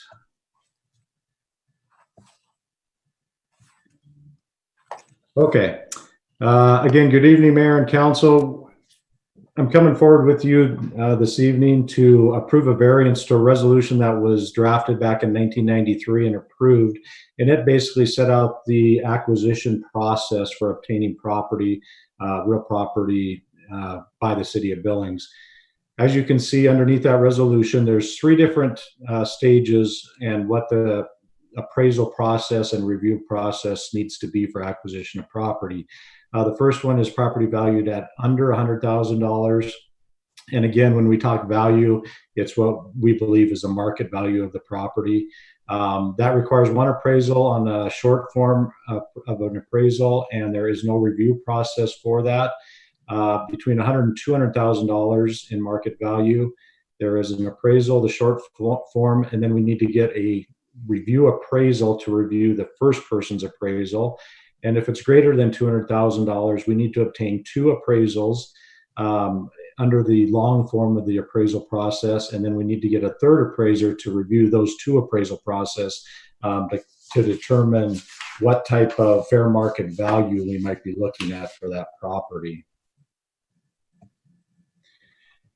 Underneath resolution back in 1993, what we did the appraisal process for was to determine that fair market value.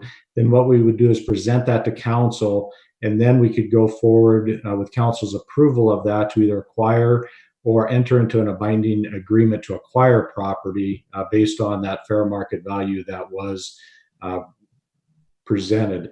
There's 2 properties that we want to look at that we want to possibly move forward on that we think it would be beneficial for 2 reasons.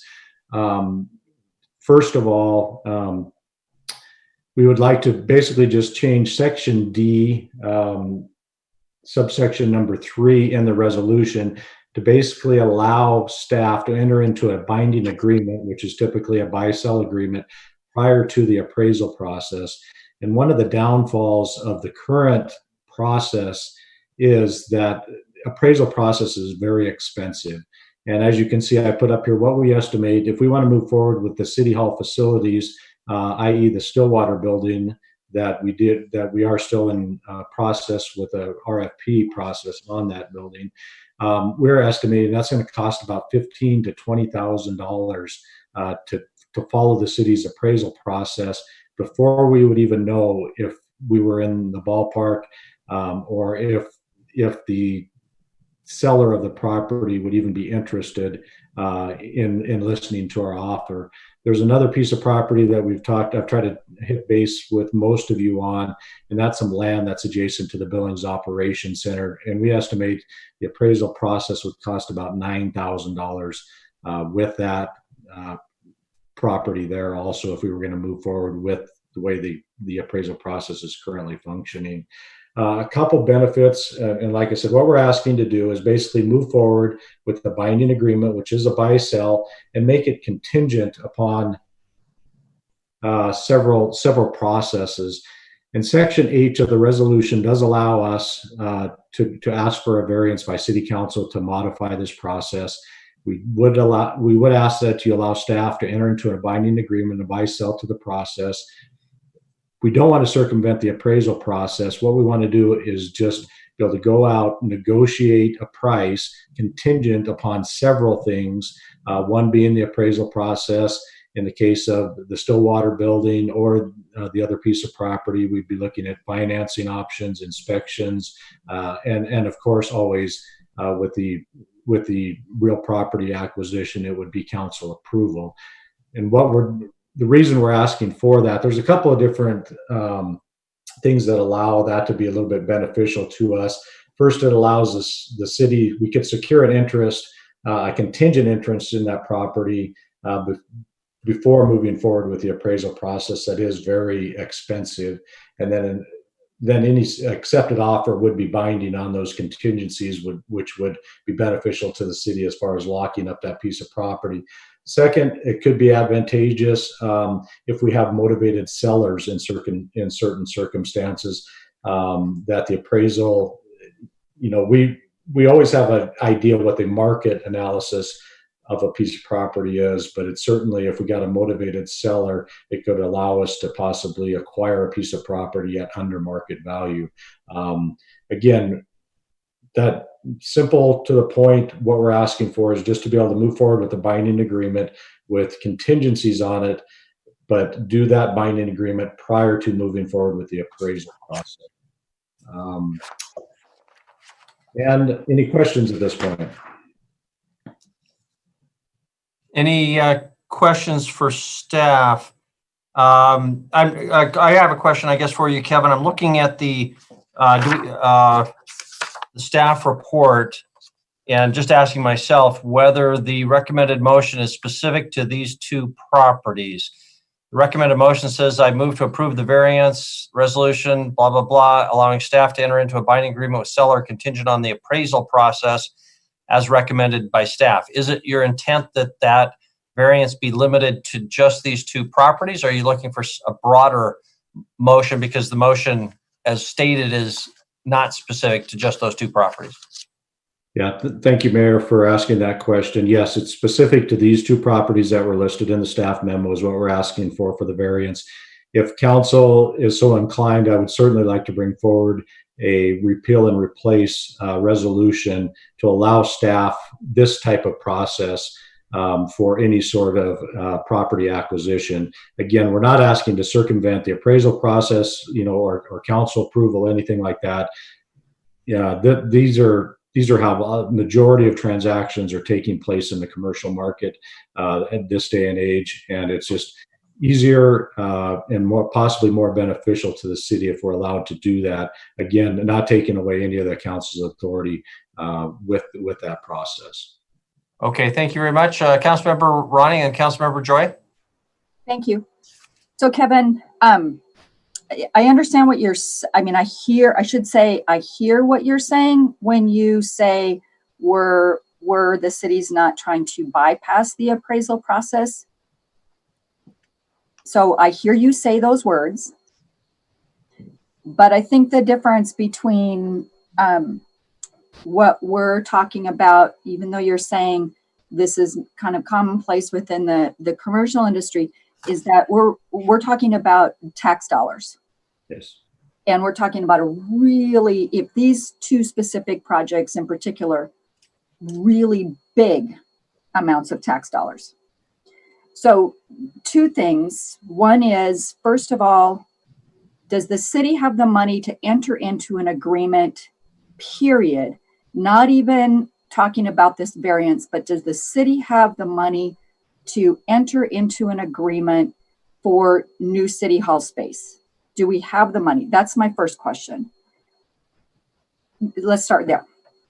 Okay, thanks, Councilmember Ronnie. Yes and no. Taking the city hall facility piece, specifically, we would make any sort of buy-sell contingent upon financing.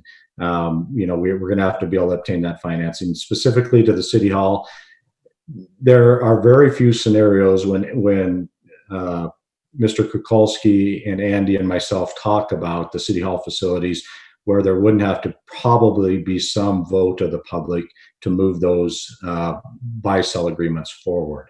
Again, depending on purchase price and things of that nature and what we're currently paying for leases, what that would look like, we're not sure at this point until we can lock down what we could come to agreement on a purchase price for the City Hall facilities. Does that answer your question? Sure, kind of. Yeah, kind of. And then Mayor, if I can follow up with the second question. Thank you. Please. So the second question would be, it seems to me that with the resolution and the appraisal process and the steps for that appraisal process, especially when we're talking about taxpayer funds, that there's a real checks and balances with that appraisal process and why you have the third party and why you have those steps in place. So outside of this is just a cheaper way to do it, why are we doing it this way without the checks and balances in place? Okay, Councilmember Ronnie, thanks for the question. So I just want to clarify, we're not asking to circumvent the appraisal process. We just want to move it to a different position in the process.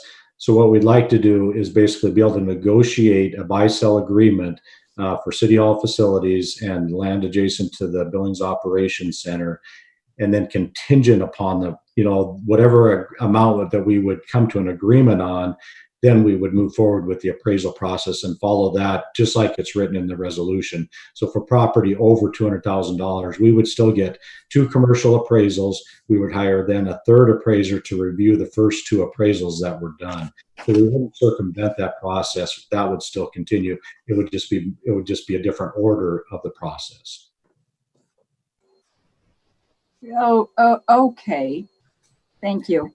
And Kevin, just to clarify, if this variance is approved, it doesn't prohibit the city from following the existing policy and getting some sort of an appraisal to use in the negotiation process if you wanted to do that. It's just you wouldn't have to do that until later. So I just make that point. I assume you'd agree with that. You could still go ahead and do it at the front end if you wanted to. Correct, Mayor. That's correct. And what the resolution does is it doesn't allow us to do that at this point, to enter any sort of binding agreement prior to the appraisal process and then bringing it forward to the council to determine fair market value. Yeah. Other questions for staff? Any other questions for staff? Councilmember Treaky and Councilmember Joy in Purington. Councilmember Treaky? Councilmember Joy was first. Thank you, Mayor and Council. Just one question. In this instance, you have a buy-sell agreement binding on the city and the person who wants to sell the property. You have an appraisal process, and the appraisal process comes back with a very different value than you have the seller agreeing to. In that instance, wouldn't you have kind of a difficult position of trying to move the project forward? You would essentially have the council and maybe the seller at very much at odds. The second part of this is, do you think there could be well, that's a speculative question, but I imagine that this could be a very politicized process if the seller chooses to go to council members or to the public to pressure us into agreeing to a price before an appraisal is done. Thank you. Kevin, you want to comment? Yes, Councilmember Joy, if I'm understanding the question correctly, what staff would do is go forward and negotiate a buy-sell agreement contingent upon whatever price that would be. What I would imagine is we'd negotiate that the appraisal process had to come in at or below that negotiated price. If it came above, then that would be one of the contingencies that would not be met. So the buy-sell agreement wouldn't be binding anymore at that point, along with a lot of the other things that I mentioned in one of the slides. So as far as at odds, if the seller is willing to sign a binding agreement selling for a certain price, we're willing to sign that same agreement contingent upon the appraisal process at least at or below that amount. I mean, I don't think there would be an at odds situation there. It happens every day in real estate transactions. So did I understand your question correctly? Thank you. Okay, thank you. We had Councilmember Tricky and Purinton. Councilmember Tricky? Yeah, this is probably a little bit beyond the scope, but it seems to me that, I mean, I understand why this resolution is in place, but it seems to me that there are probably better practices that are in place, and perhaps we should be taking a look at updating this in general going forward. I suspect, yeah. That's really all I have to say. I think we should probably put it on the list of things that we need to look at going forward. I mean, among other reasons, I mean, in 1993, I had to worry about whether or not a $20 bill would be accepted at places because it was too much money to be returned if it had been enough. And, you know, so the numbers at least are off. So. Yeah, I was going to make a similar point. It's a quarter of a century later, probably time to look at those numbers. Councilmember Purinton? I was just hoping that you would recognize Councilmember Joy. So I did not have a comment. Thank you. Very good. Thank you. Councilmember Neese. There we go. Thank you, Mayor. Kevin, I don't know if you were able to determine why this was put in place, because, I mean, selling real estate for years has always been negotiated separately, contingent upon appraisals for far back as I can remember. So there must have been something that there was a reason why the city adopted this different than a best practice. As Danny said, I agree. I think we should be doing this, but I do want to question why it was put in place. Are we missing something by not doing it this way? But I do agree. I think this is something we should do. It never made sense to me for us to go out and spend the money on the appraisals, and then it's public information, and then now your negotiation is gone. So, do you have any history on why it was done the way it was? Councilmember Neese, I do not. I do know that it was replaced, from the policy or resolution back in '86. But I think it was before both Brent and my time. But maybe Brent has some further history and could weigh in at this point. Okay, Danny seems to know something, so I'd be willing to hear from another council member if he can. Sure. Let's hear from Councilmember Tricky, and then Brent Brook, our city attorney, wants to comment. Give Brent an opportunity. Councilmember Tricky. I just know that historically this has been an issue in city governance for a long time, simply because one of the things that would happen is that certain property owners would get sweetheart deals from the city council because of who they knew and whatnot. So putting a fair market price through an appraisal into the process, I think, was an attempt to make sure that didn't happen. Thank you very much. Brent, do you have anything about the history or want to comment on this in any fashion? Your Honor, Council, I do not have any specific knowledge of the history. It was indeed amending the 1986 resolution, and even in 1993, this predates my arrival here by about 6 years or 5.5. But I have in the past periodically advocated that we either repeal this or substantially amend it. And as Mr. Eflin has said, I think that's probably the best course of action. I did preliminarily from 1986 and 93, and I'm sure they are available, but it would require some effort to find it, but we can certainly pass that along to you. But I'm sure there, like many other things after the passage of a quarter of a century, things change, and as Mr. Eflin has also stated, I think it is time to amend this to conform with current modern day best practices. Thank you very much. Councilmember Yakovich, and then back to Councilmember Neese. Councilmember Yakovich. Thank you, Honor. Is there a public hearing for this? There is not. All right, I'd like to make a motion to approve the variance to Resolution 93, allowing staff to enter into a binding agreement. Okay, motion is made consistent with the recommendation, and I saw lots of peace signs up there. Give it to Councilmember Purington. Discussion now on the motion, which is for approval consistent with the staff recommendation, which pursuant to earlier clarification applies only to these two properties. We're not intending to create a blanket variance. Councilmember Neese and Councilmember Ronning, and then Joy. Thank you, Mayor. And actually, I was going to make that motion only with the stipulation of those two properties. So I would ask the motion, the people who made the motion to make sure they stipulate that. Yeah, Councilmember Yakovich and Purington, was that your intent to apply only to these two properties?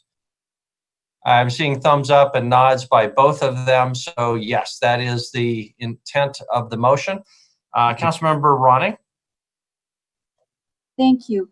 So I guess some hesitation I have on this is if I'm hearing correctly, so City Council really hasn't had an update at all on these two pieces of property come to us to say really where everything is. So that means the public doesn't know where everything is in the process of these two pieces of property. And so I know I sound like a broken record, but I'm in favor of full transparency before City Council goes into negotiation on some type of building process. So I'm a little hesitant on that from what I'm hearing, and I would prefer that there always be public presentations on where we're at in the process and allow for public hearing and public comment. But yeah, that's just me. And I understand that this is probably best practices in the commercial world. I get that. So thank you. Thank you very much. And I'm sure your comments are seconded by many on the council. Councilmember Joy, then Councilmember Ewalt. Thank you, Mayor and Council. Yeah, when I listened to Recode, they always said, when you get a lot of variances, that means something in your zoning is not right. If we get a lot of variances because of resolutions, it probably means that something in the resolution needs to be looked at. And I think that the suggestions that we move forward with looking at maybe the entire process that we use would be a good idea. I think that there's a little component of this that is, it's kind of important. And I don't know whether or not I don't know current commercial practices in terms of buying property, but with something that's a very large purchase, you're talking about going to the public for bonding. And one of the advantages I see in this very old, whatever arcane process that's put in front of us is that it allows the public to look at it very, very carefully. And if they have to make decisions about whether or not they want to pass something that would allow for bonding, I think that transparency would be important in order to have the public on board with what our process is. And I know it's kind of something that maybe not all council members are aware of, but there are people who will come to lobby you because they want you to do something. And so when it comes to really important things and lots of money, taxpayer money, I think it's very important that we err on the side of caution, even though I do understand that that would maybe mean $10,000 that doesn't really end up being a part of a project. So I will vote for this. I support it for these two properties, and then a deeper look at what our process is. Thank you. Thank you very much. Councilmember Ewalt. Is the City Hall property, are we talking about the Stillwater building on this, Kevin? Councilmember Ewald, yes, that was the one through the RFP process. That was one of the properties or the only property that was moved forward for the City Hall facility. We're still in that. Follow up, Mayor. Please, Councilmember Ewald. So I was under the understanding that there was an appraisal already done on it. Councilmember Ewald, we did not have an appraisal done. What we had was a market analysis done so we could go in there educated to negotiate what a buy-sell agreement would look like in value of the building. So no, there has not been an appraisal done. So how much difference is there between a market analysis and an appraisal? Pretty significant difference, a more thorough look. And then per the process, we would end up getting 2 appraisals and a reviewer to review the first 2 appraisals. All righty, thank you. Thank you very much, Councilmember Brown. Thank you, Mayor. So Kevin, the second property, I mean, we all got the Stillwater building, but the second property across from EOC or wherever that was, for the approximate 9,000 for the appraisal, what would that property be? What are we looking at that for? If we're looking at the Stillwater for the city hall. Councilmember Brown, that's a piece of property that is directly adjacent and connects to the current Billings Operations Center, which we are running out of room out there. We've had our eye on that property, and past administrations have looked at that property as far as expanding. I need to expand the operations center. So it just came on the market a couple months ago. So that's why we're looking at that for just future expansion. And if this property was obtained, we'll certainly bring you more details at a certain point. But if this property was obtained, it would allow for significant expansion, years into the future for the city of Billings and that operation center out there. Without, this property we're pretty much landlocked at this point. Okay, so it's just for two separate projects or two separate purposes. Correct. Okay, thank you, Kevin. Thank you very much. Any other questions for staff? We do have a motion. Councilmember Neese, or discussion. I don't mean to limit it to questions. It's any discussion on the motion. Yeah. Thank you, Mayor. And Penny, I that's one of the reasons I asked about the history of this. I want to make sure we're not missing something involving the public in our discussions. Especially, the 2 projects, the Stillwater, that had quite a bit of discussions, and council actually voted to move forward in negotiation. The BOC property is fairly new. It's probably unknown. I don't think, as I think through the process, Kevin, correct me if I'm wrong, but we're not going to limit any kind of public by changing this process. We're not going to have any impact on public input into how we move forward. All it's doing is moving the appraisal to, because we wouldn't have to approve the appraisal anyway. City administrator could approve that, spend the money, and then it would come to us for approval of a negotiated amount after we spent the money. So in this case, we're going to negotiate. They may turn it down. It's a mute issue, and then we wouldn't hear about it. But if they do accept it, then it comes to us for approval along with the conditions. So, am I correct? We're not inhibiting any public participation on this change, correct? Councilmember Neese, you're absolutely correct. What we would do is go out and enter into a buy-sell, negotiate a buy-sell agreement, bring it back, with a bunch of contingencies prior to the appraisal process. Okay, all right. I'm good on that. Thank you. Okay, Councilman Brown. So to clarify, Kevin or Chris, the process before, you'd have to come get approval for appraisal before you could make any buy-sell agreement or anything else. So at this point, you can go make a buy-sell agreement without even letting council know you're looking to buy something, right?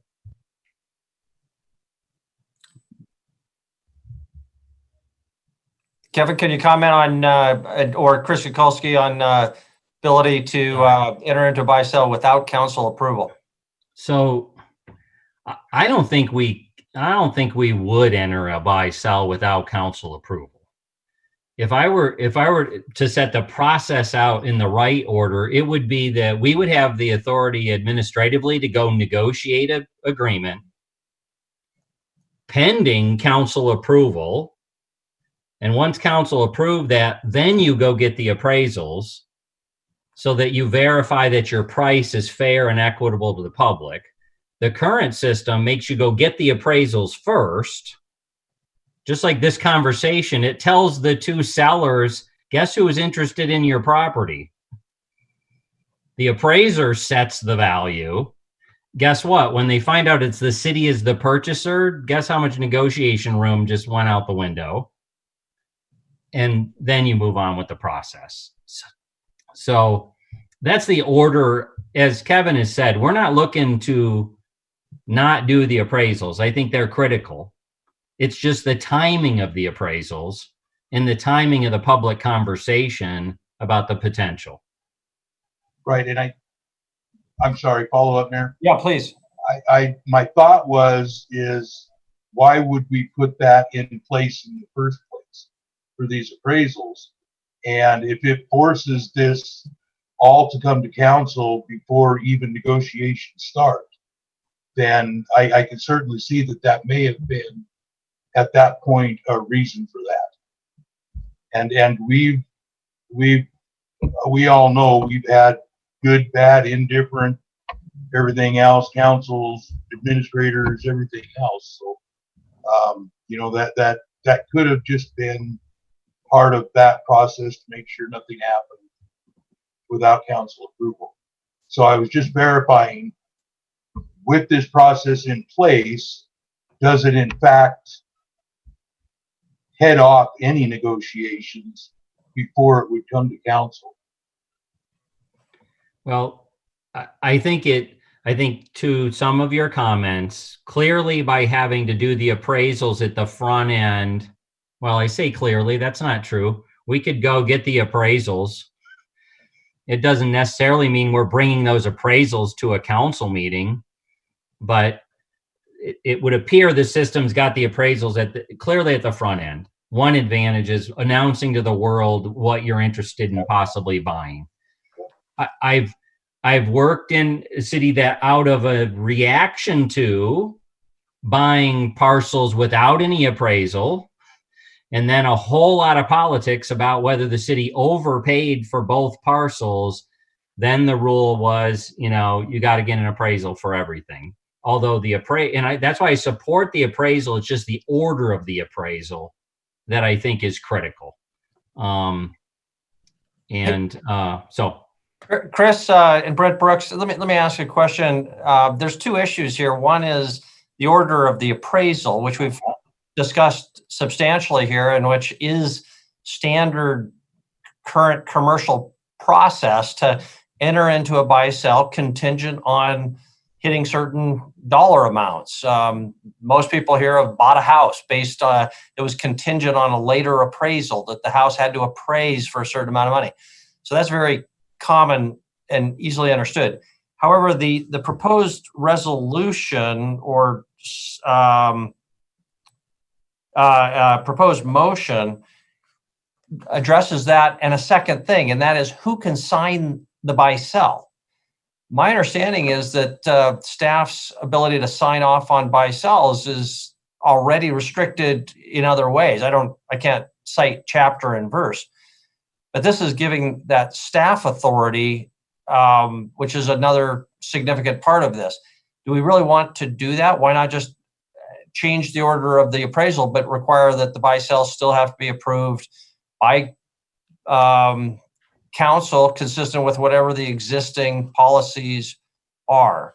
So can somebody comment on what existing policy is on staff signing on a buy-sell? We're all nervous about Chris Kukulski having a bad day and entering into a buy-sell for a tens of millions of dollar contract, which, yeah, there might be contingencies, but you've still got a binding contract that could get us sued. No offense, Chris, but that would be a big step. And is that really what we want to do here? So can Chris or Brent comment on existing signing authority? Brent, can you help us here? I mean, we didn't have the budget authority for one of these purchases. So the money's not been appropriated if we were to enter into something in the millions of dollars. So I don't know how we could not have council approval before we signed the buy-sell. The other property, there might be room in the overall budget to do that one, but the City Hall one, it's hard for me to conceive, because right, it's not in the budget. So there's some limitations there, in addition to the limitations of authority as to how binding I can sign without council ratification or approval. And council, I agree with what Chris has stated. And certainly, if the council, when it looks at this resolution in the future, wants to include something specific about the order in which a buy-sell is negotiated and presented to the council for approval, we can certainly do that. Now, certainly Chris's signing authority on contracts is $80,000 or less, which is the state statutory bidding threshold. But in my time here, when the city has bought something, the ultimate final approval of a purchase, buy-sell agreement, whatever you want to call it, has always been with the mayor and the city council. Right, and so that's the source of my concern with the proposed recommended motion, which allows staff to enter a binding agreement. Should we just, by a friendly amendment by the movants, Councilmembers Yakowicz and Purrington, if they are so amenable, to replace the word staff to instead say just a properly authorized person? So whoever is currently authorized now, we're not changing that. We're just dealing with the order of the appraisal. Does staff have any problem with our changing this motion to just refer not to staff signing, but a properly authorized person or other language along those lines? Council Member Purrington. Thank you, Mr. Mayor. So whenever I read this as staff, I was thinking city administrator, Kevin being involved in this portion of the facilities. I thought, well, maybe that's Kevin, but I wasn't thinking it was further down the line of staff. I was thinking it would either be Kevin or Chris. And I knew that they had that limitation, or Chris had that limitation of signing off on anything. So I don't know who the clearly designated person that you would refer to other than possibly Chris, because I know he's in the loop with most of this.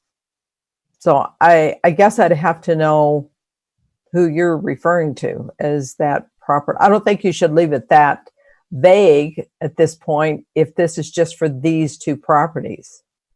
Sure. And I was only referring to whatever our current policies dictate, and the goal being to make no change in who can sign whatsoever. So we could clarify that, I'm sure, with some better language. So anyway, that's just a thought or a suggestion. Councilmember Treaky.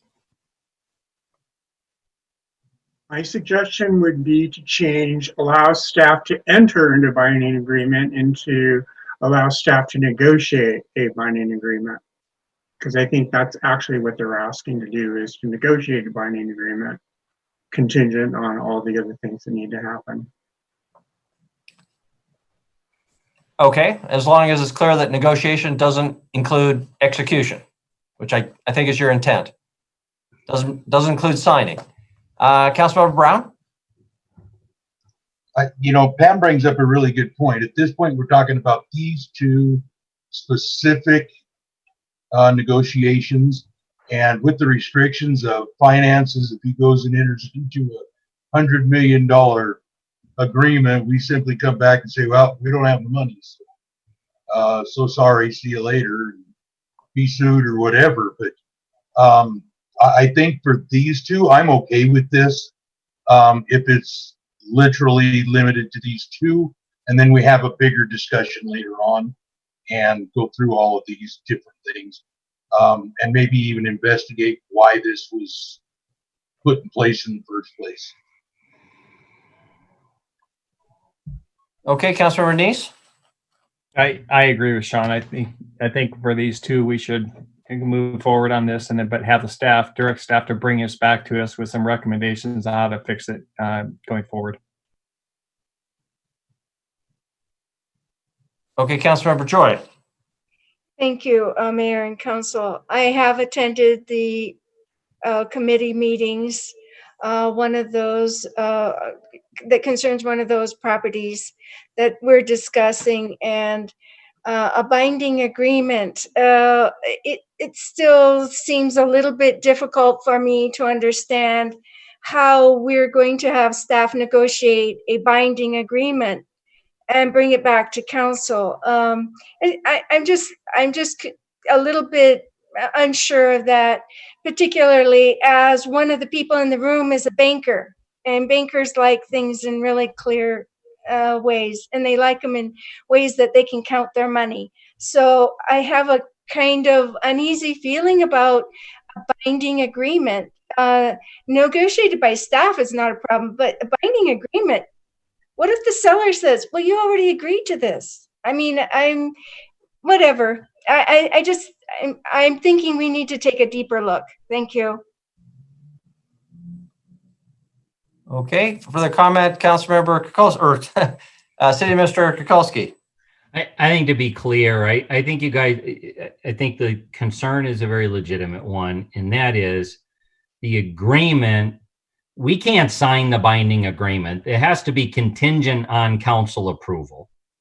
So we're looking to be able to negotiate it, and we're looking to be able to move the appraisal timeline in these negotiations. We're not looking for authority to spend $2 million or $22 million on either one of these tonight. We're looking to change the order that we approach the project in. And my apologies that that's not very clear in the resolution. So I think if you just clarify what we're trying to do, not get authority to sign an agreement, but rather authority to negotiate agreement, and a variance from our rules that says we can put the appraisal process later in the process rather than at the front end. Okay, you've just heard the city administrator say that he doesn't want to sign this agreement, which is what he said before. And our city attorney was kind of nodding his head. So I think there may be some legal issues with us signing the agreement. City attorney's thumb just went up. So having heard that, we eliminate this problem if we just change the motion to say allowing staff to negotiate, entering into a binding agreement with the seller contingent on the appraisal process. And then maybe if we really want to insert and execution by a currently authorized person. So there's no question about who's going to sign the thing. Further discussion. Councilmember Yakowicz, I'm sorry, Councilmember Ronning had her hand up earlier. Councilmember Ronning and then Yakowicz. Thank you. So this goes back to Chris, that something you had said earlier about when it becomes public knowledge. Oh, I just lost Chris on my screen. Oh, there you are. That when it becomes public knowledge that a government is the one that is potentially going to purchase something. I'm a little confused by that, because wouldn't that knowledge really already be out there in public discussion, at least if we're talking Billings city government, because we would have already been discussing an RFP. We would have already been discussing the need for some big purchase, and that would have already been part of a public discussion. I mean, would this be, I guess I'm just confused by how no one would know that it would be the city that would be a buyer, especially in a city, especially in a place as big as Billings. I mean, there's only limited access. And then the other thing I was going to say is this conversation is fascinating to me, that we're talking about allowing staff to have authority to negotiate these significant amounts of dollars when I see emails coming back and forth from city council members to department heads over really little teeny tiny amounts of money. So this is a fascinating conversation and a fascinating concept to me. That's like, wow, really? We're somehow okay with millions and millions and millions of dollars giving staff the authority to do that. But when it comes down to like a buck to raise for pool prices, we're like really getting into the nitty gritty on that. So this is a fascinating conversation to me. So thanks, Chris. Okay, Councilmember Purington, and just a reminder, we've got 2 other items. We need to wrap this one up. Councilmember Purington. Well, I think one thing too to clarify, one is that Kevin was talking about the different contingencies that would be involved with the buy-sell, because chances are, you are going to have to go to the voters for this. The other thing is, whenever you're giving the staff the ability to negotiate this price, there are 5 council members that serve on that committee. And for the most part of everything that we've gone through on the past few months with that committee, I can't say that staff has done anything that hasn't been presented to us. They've investigated some things and then brought their findings to that committee. So, I think it's clear to me that it's not just a staff decision. I think the 5 council members have been involved in this process up to this point. Okay, thank you, Councilmember Neese. I think Mike Yakovich was first. I was right after Pam. I'm sorry. Councilmember Yakovich, where are you on my screen? Oh, way up in the corner. Councilmember Yakovich. Hello, Your Honor. I'm willing to change the motion to accommodate what you said and then call the question. Okay, thank you. The proposal, if the second goes along with it, was to change the 2 words "enter into" in the proposed motion on our staff report to instead say "negotiate." So it's allowing staff to negotiate a binding agreement with the seller contingent on the appraisal process, and then inserting 6 words. And I guess what I'd suggest is, so this is another contingency, and approval by the city council, which I think we all agree on was the case. So, and approval by the city council. Yeah, Councilmember Yakovich, is that consistent with your desire? Yes, it is, Your Honor. Councilmember Purington, is that okay for you as the seconder? Well, I need to understand, you're saying that the staff's going to have the ability to negotiate a binding agreement with the contingency that it will be agreed or voted on by city council. Is that kind of it?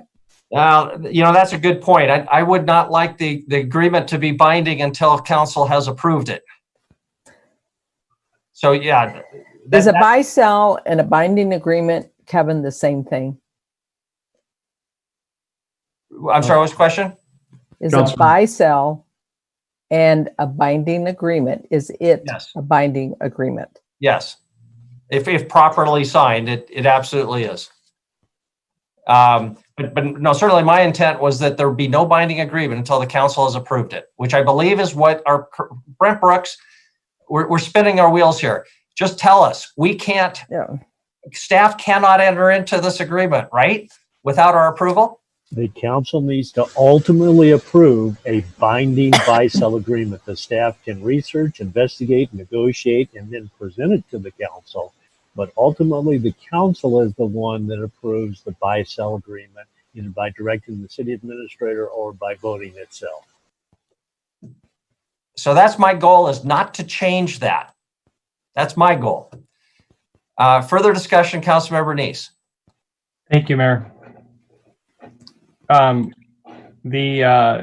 think this is another case where the memo from staff doesn't match the recommended motion, because in the memo, the staff continues on it in a binding agreement. It also indicates outlined in the resolution, council approval and any other necessary contingencies. So, I mean, the recommendation is have to have council approval and other necessary contingencies. Was not included in the recommended motion but it was included in the staff memo. So I think that's caused a lot of problems, because I agree. It does have to come back to the council, and when I read it in the recommendations, that's why I'm supporting it. But I would not support it just going to the staff to make without that condition. Okay, thank you for that clarifying it. Our discussion was making that ambiguous. We don't want any question about that. So, Councilmember Ewald, you had your hand up. I think Councilmember Yakowitz called for the question, and so we've had a whole bunch of discussion since he called for it. I don't know if that's legal or not. Well, we were trying to clarify whether what the motion is, and that was hence the clarification of the language. Maybe we should just simplify it with Councilmember Neese's point that the staff memo makes it clear that it is going to have to be coming back to the council if the council agrees with that, and just get rid of those two words, enter into, and just replace it with negotiate, consistent with Councilmember Chiriki's point. So, Councilmember Yakowicz, would that be okay if your motion is amended to just eliminate enter into and replace it with negotiate? And you're nodding yes. And Councilmember Purington, she says that's fine. So that is the friendly amended motion, and consistent with Councilmember Yakowicz calling the question, contingent on that clarification, we will proceed to a vote if everybody's comfortable with that. Councilmember Joy, we don't want to get into a debate there, but can you just clarify? Go ahead. Just a clarification on the motion. Please. And it's just those two buildings. So yes, yep. Yes, and that was earlier established as well. We're restricted to these two properties, not buildings, but properties generally. Okay, is the motion clear then? Are we voting to vote for the motion, or are we voting for the motion? We do need to vote on whether to vote, because Councilmember Yakowicz called the question. So this will be we'll need 3/4, I believe, to proceed to a vote on the motion. This is just on the calling the question. So we need 2/3. I'm sorry, not 3/4, but 2/3. Thank you. Yes, I understand the sign language from our city attorney now. So all in favor of calling the question, proceeding to the vote, please raise your hand. That passes unanimously. Thank you. Now for the underlying, now amended motion, restricted just to these two properties and replacing enter into with negotiate. All in favor of that motion, please raise your hand.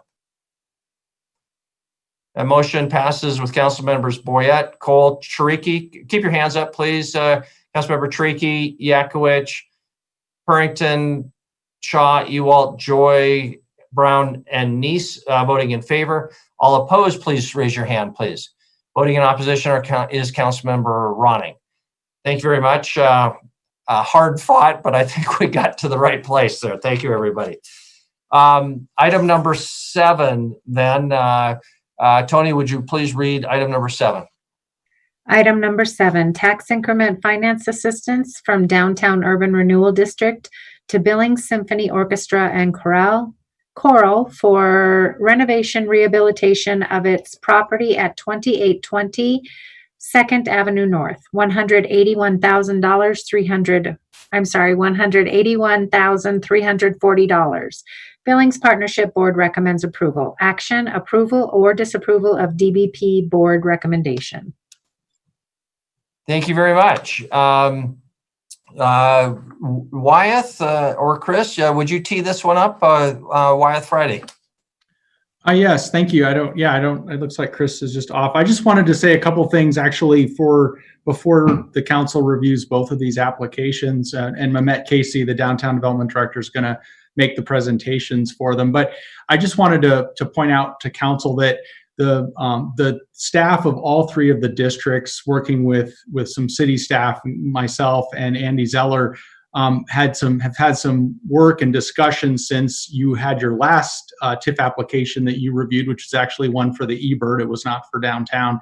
And we've really been working to improve the way the memos that you receive are put together, the way that the information is presented, talking about the language that's in them, tying the application request to the urban renewal district plans, the TIF policy, the master plans of the different districts, and also looking at the consistency of the presentations, as you'll see the way Mehmet is presenting them tonight, and then also the clarity of the advisory board recommendations and information about their discussion by providing the minutes from the board meeting. So we're still working through things, and I know the council's had a lot of questions, and we've continued to try to address those and listen to what your inquiries are and what your concerns are. And so I just wanted to make those comments before we start, that if you look at these memos and you look back at the last one before this, you'll see that they've changed a bit, and we're still working on some of those modifications as we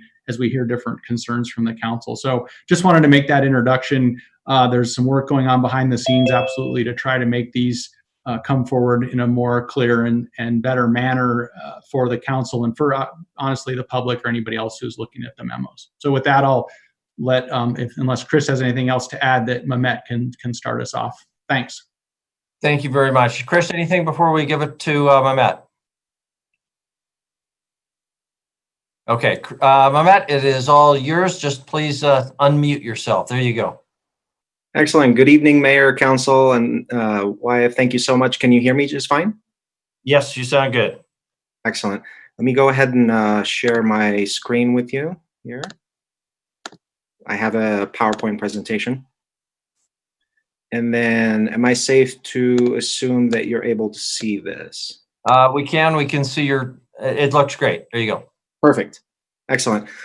So yes, as you can see before you today, we have the Symphony TIF application, and I am happy to hear that you all had an opportunity to tour the facility, which is located at this corner on 29th and 2nd. And you'll notice also here that I'm providing two names for the applicant for this application in particular, the large project incentive grant. I wanted to clarify something about the name too that had come up on separate documents.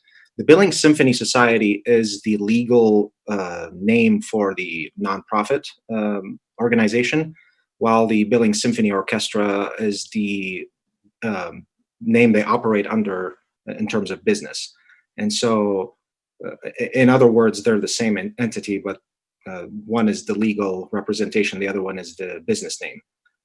So with that, I'll move on to the rest of the slide. And keep in mind this image, this is sort of the current shape and design of this building, and you'll see some changes.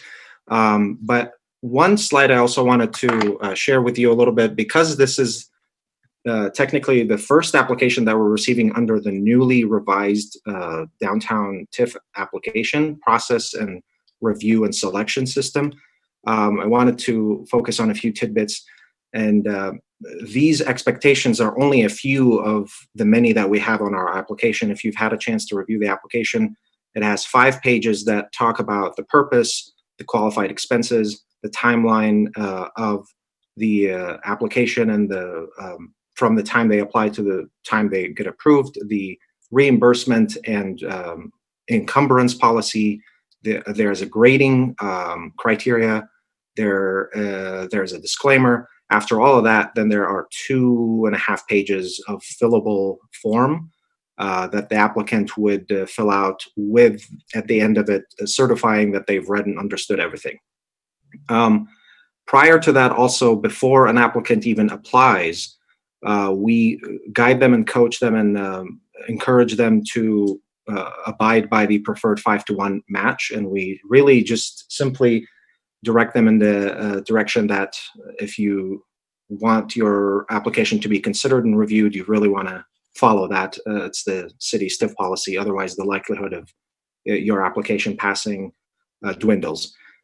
The other items that I highlighted here, and you'll see in the parentheses, the guiding documents where these items get mentioned and talked about and focused on, are again solely related to this particular application, not all of what we look at. We have a lot of other priorities that we consider, but they're going to be different based on each application. In this particular case, it's an establishment, recruitment, and retention, in which case we're retaining the symphony in the downtown area. They're just relocating positions and locations, but with them being a new landlord of that building, they're also going to enforce retention of the businesses in their building. And we suspect with their presence that's going to recruit some new business in that intersection too. The elimination and prevention of blight in this particular case talks about the lack of energy efficiency in that particular building and the abundance of age obsolescence that have both, quite frankly, drove previous tenants out of that building, caused it to remain vacant for several years, and continues to present challenges for current tenants that will continue to have these needs and demands, and these things will need to be addressed by the new landlords. Obviously, the one obvious elimination is the vacancy of that corner, as well as another space on 29th that we'll talk about.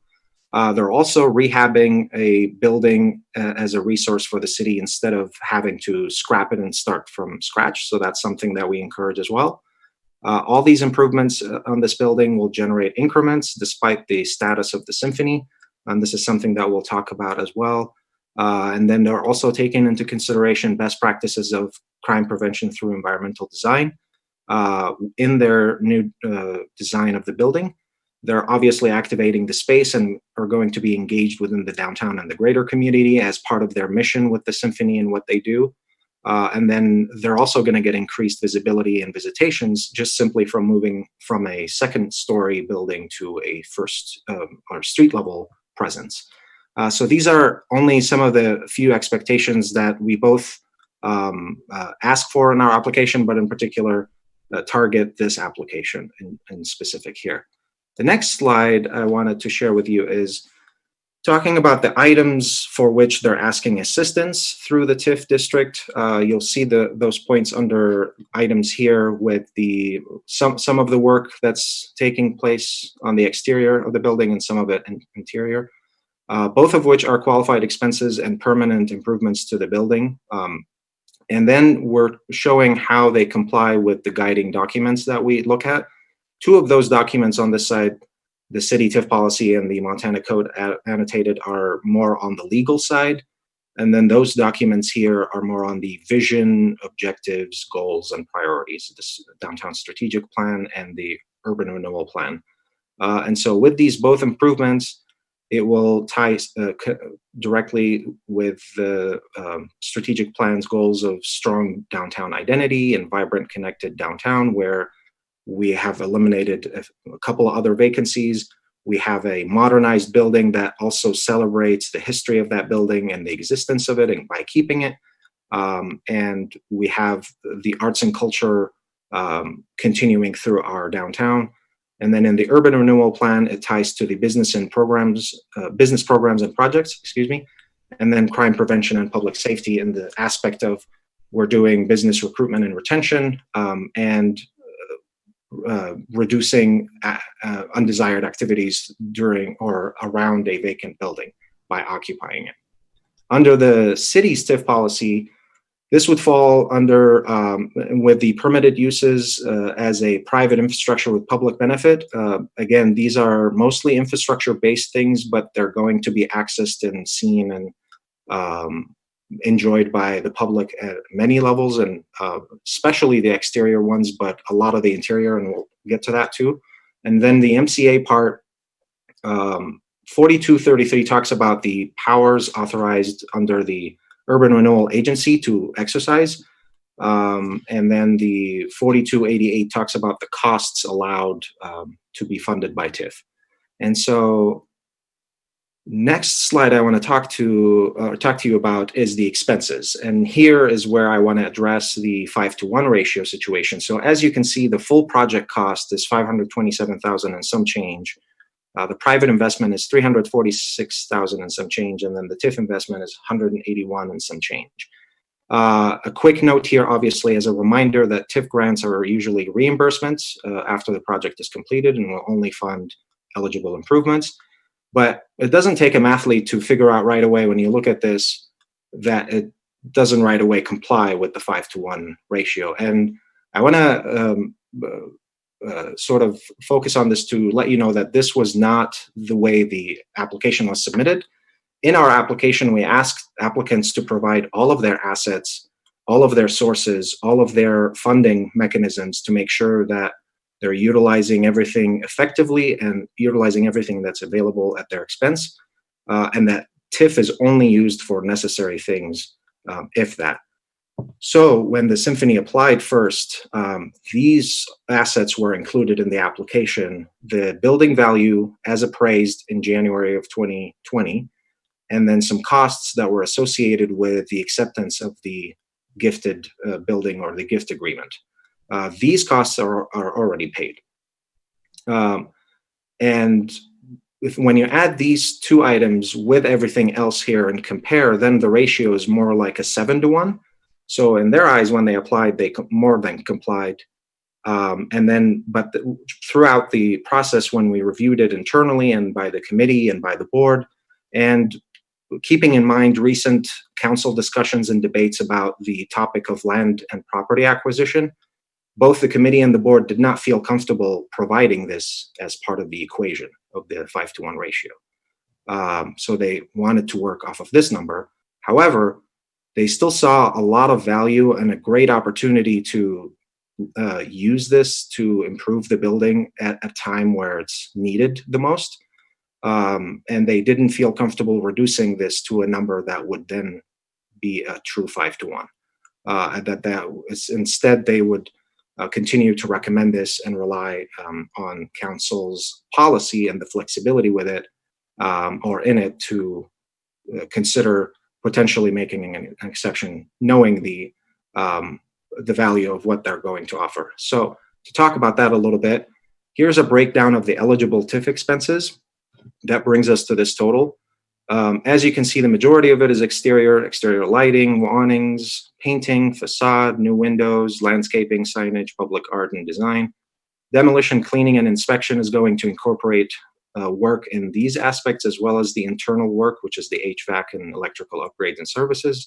Again, these are part of the utilities that are going to be accessed not just by the Symphony, but some of the members of the public, and then other privately funded expenses amount for the rest of it, for the rest of the construction cost. These things are some improvements that the Symphony wanted to be able to kind of select and pick and choose the particular ambiance and design that they'll incorporate, so they're funding it privately. But keep in mind, some of these aspects will be also accessed by the public, like the music library and practice room, the open performance area, the reception and ticket counter, and the flexible conference room, which I'll get to in a second. Here's the location quickly in case we're not familiar with where this is at. It's on the corner of 29th and 2nd, and this is the map of the downtown TIF district. So it's on the west side of that map. So it's clearly qualified in that regard. And then here's the design. So let me talk a little bit about the interior. So this entrance right here, when you walk in, you're going to look at to your right where these windows are. That's going to be a reception area where they can hold some events to engage with the public and participate in things like the Art Walk and First Fridays. But it's also going to be a performance space where they might have pop-up concerts or solo performances that can be enjoyed by the public. And then this is the ticket counter where folks can go purchase their tickets to concerts.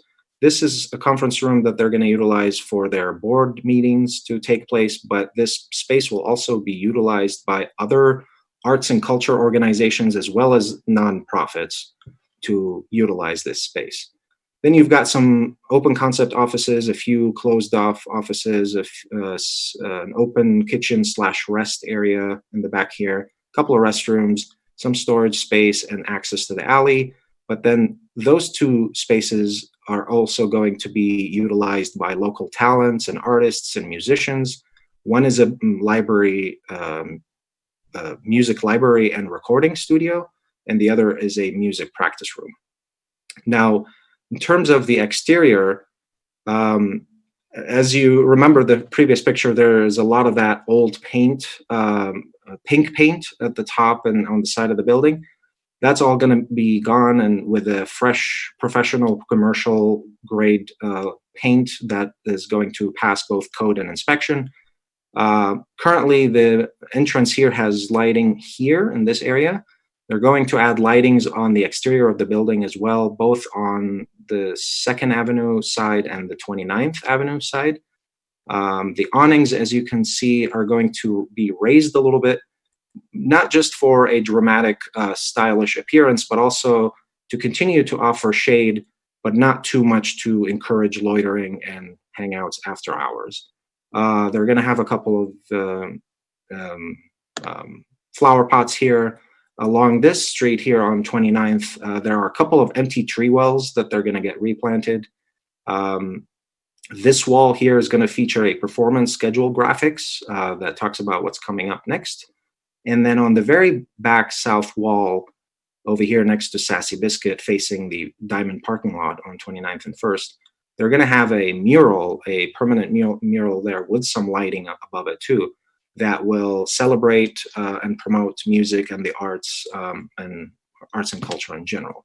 And then most notably also, these windows right here that are facing this performance space are going to be foldable windows that can be opened up, and so that when there is a performance or a solo celloist performing there, folks can walk by and enjoy it and take pictures and hear it. So that's a little bit about the design. With that in mind, and Mohammed, I'm just going to interrupt you and just remind you, we're now 15 minutes into your presentation. So are you close to wrapping up? Yes, this is the last slide I have that I wanted to just share with council to let you know that these are the things that both the committee and the board considered while keeping the recommendation as is without dropping the ask. The TIF, again, increments the fact that this building, while it's gifted, it is going to remain on the tax rolls, and it's going to need ongoing maintenance because it wasn't in mint condition when they received it. And then the safety aspect is huge. It's going to have natural surveillance with eyes on the street. Just a quick statistical point: between January 2019 and May 2020, there were 426 police calls in that area in particular. So filling that vacancy is going to be huge. Pedestrians are going to feel safer.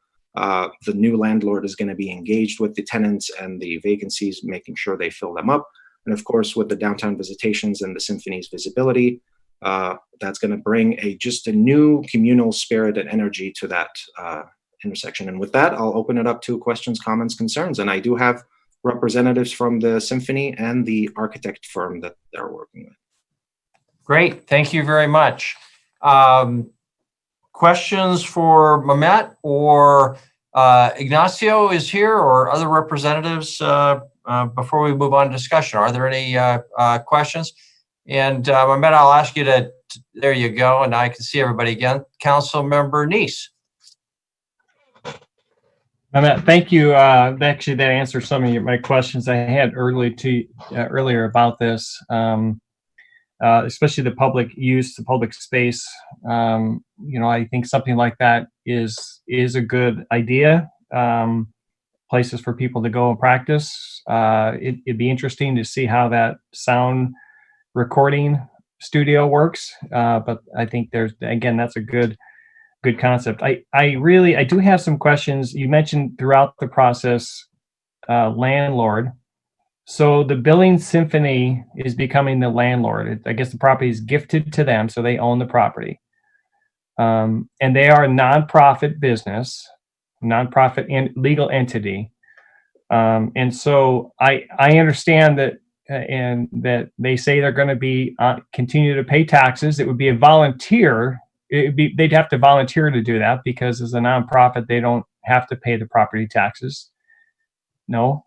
Yeah, if I may clarify, so part of the fine print to have this agreement be done and have the building be gifted is that the Montana Development Company status remains on the tax roll. So the way I understand it, and again, I have Brad here from the Symphony who can correct me if I'm wrong, but the Montana Development Company is a private Montana corporation that has stock under it, and this building is an asset for that stock. And now the symphony will be the owners of that stock, but they must meet the wishes of the previous owners in keeping that under that name, because that's how it was beneficial for the previous owners. And as long as that can be confirmed that it'll stay on the tax rolls, I'm not opposed to that. I just, as a nonprofit, I see a lot of nonprofits don't pay taxes. And it is unusual to see that. I don't know of any others that are nonprofit that decide to pay taxes. Most of them take advantage of that. So if you're in the Councilmember Neese, just to clarify, I don't think there's anything voluntary about this. My understanding is, and maybe we'll ask for Brad Constantine to clarify this, but the Montana Development Company is the owner and hence is the taxpayer, and it is not a nonprofit. Right. Okay. So the title is not transferring to the Billings Symphony. I'll let them clarify about that. But that's my understanding. If I can answer that question, thank you for your question, Councilmember Neese, Mayor. The Billings Symphony Society acquired the company Montana Development Corporation as a for-profit corporation. So Montana Development Company has one asset, and that's the asset that the Billings Symphony will operate as landlord, but also owns. Therefore, Montana Development Company will be paying taxes on a regular basis. Okay, and so since Montana Symphony owns that Montana Development Corporation, is there anything stopping the Montana Symphony from dissolving that corporation into the Montana Symphony? Then, therefore, the assets then become an owner by a nonprofit. And thank you for the question again, Mr. Council Neese. That's a point that was discussed in previous conversations, and that is not out of the interest of the Billings Symphony at all. The Billings Symphony will remain with Montana Development Company in the future, and that's the best model that has been found so far for the Billings Symphony. Okay, so there wouldn't be since this is going to stay taxing authority, there wouldn't be any objection to having a clawback in this, because you're not going to you're never going to have it clawed back. Is that correct? Correct. Okay. All right. Thank you. Okay. Other questions for Mamet or BSO staff or anyone else? Councilmember Puritan. Thank you. The only question that I have was that you have the total value of the cash invested at $363,000, and you had a list of, I don't know, maybe 20 items that you were putting under, I assume, that cash value. Are those just estimates, or have you actually priced out those items?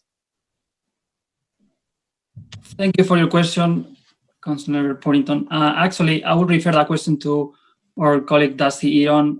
We had a specific budget which listed all the items for the private investment, and we have been calculating to the detail all the elements. But I would like to actually add that in order for us to proceed with the interior project, it's critical that we approve the exterior project, because those are together, and that's what we're waiting on that decision to happen. Yeah, I can just weigh in there. Thank you, Councilmember. That the information, those are contractor estimates. They are estimates. They're not hard bids, but we do have a contractor on the project that has gone through the design documents, provided actual takeoff estimates on each of those items, and that's what was generating those numbers. Okay, Councilmember Shaw. Thank you. I don't want to cut off discussion, but I'm ready to make a motion for approval if the time is right. That is completely up to you. Okay, I'm going to do it. I move to approve tax increment finance assistance from Downtown Urban Renewal District to Billings Symphony Orchestra and Chorale for renovation rehabilitation of its property, 2820 2nd Avenue North, in the amount of $181,340 as recommended by DEP Board. Okay, and I see a second from Councilmember Boyette.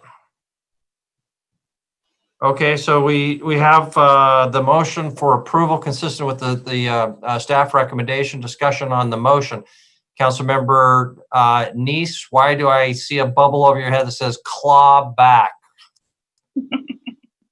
Councilmember Neese. I don't know why you see that bubble. So I do have a problem with the amount of the not meeting the 5-for-1, and I will clarify it is a 5-for-1, not a 5-to-1 ratio, which is there's a difference, and I hope the downtown association knows that and maybe that's misleading as far as saying 5-to-1, but you're right, Mayor. I would go along with this project, but because they don't object to the fact of having a clawback on it is not a problem, and I guess I would make a motion to amend. I make a motion to amend the motion to add a clawback feature of the 25 years, similar to what the Downtown Billings Partnership has done before. Okay, so there's a motion to amend the underlying motion to let's describe a little bit more specifically how this would work, Councilmember Neese. That what they would have to give back $181,000 if at any time in 25 years they become a non-profit, the property finds its way into a non-profit ownership, presumably affiliated with the Billings Symphony. You can't object, I assume, if they were to sell it to the Salvation Army or something like that. You're talking about something affiliated with the symphony. Is that your intent? Well, that would be, you're right. That was my concern, that they were buying it and transferring it to their property. But I think the whole idea of the TIFs are to keep them out of the nonprofit status. I mean, that was the whole idea why they had the clawback on the Stillwater. They didn't want that going into a large building like that going into nonprofit status and reducing the amount of taxes for the increment. So my intent was to be similar to the Stillwater clawback, which is, any nonprofit. Okay, so and would they forfeit the full $181,000 if at any time in 25 years ownership was transferred to a nonprofit? Then is that your motion? And I guess I would ask Mehmet, is that similar to what the Stillwater clawback was? Because I can only look at the clawback similar to what the Stillwater did, and I believe it was 25 years and the full amount was clawed back. Mehmet, can you comment on those details? Yes, happy to. Thank you, Councilman Neese and Mayor and Council.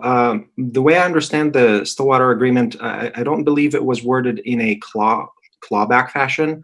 It was for 21 years, and it was to retain at least half of the building and under ownership of a private entity. However, I will add that we did navigate this avenue, and that's part of the delay of why we didn't have the development agreement template ready for council to review during this meeting too, because we had to follow up with attorneys. We checked with other cities within the state to see how do they handle nonprofit organizations and clawbacks in general. And we discovered that in many cases, in fact, they don't get near this topic because it's sometimes really hard to enforce it. And then our attorney wrote an official statement to our board advising not to go in that direction and that it would be wise not to do so. And I'm happy to share that statement with the council as well. And if we look at the Stillwater agreement as an indicator, as an example, you can see how it discouraged investment in that TIF application. And again, the enforcement of it would be challenging because you can word that the symphony cannot give it to another nonprofit for 21 years or 25 years. They could sell it to another private entity, freeing them from the contract, and then that next private entity could then donate it to a nonprofit.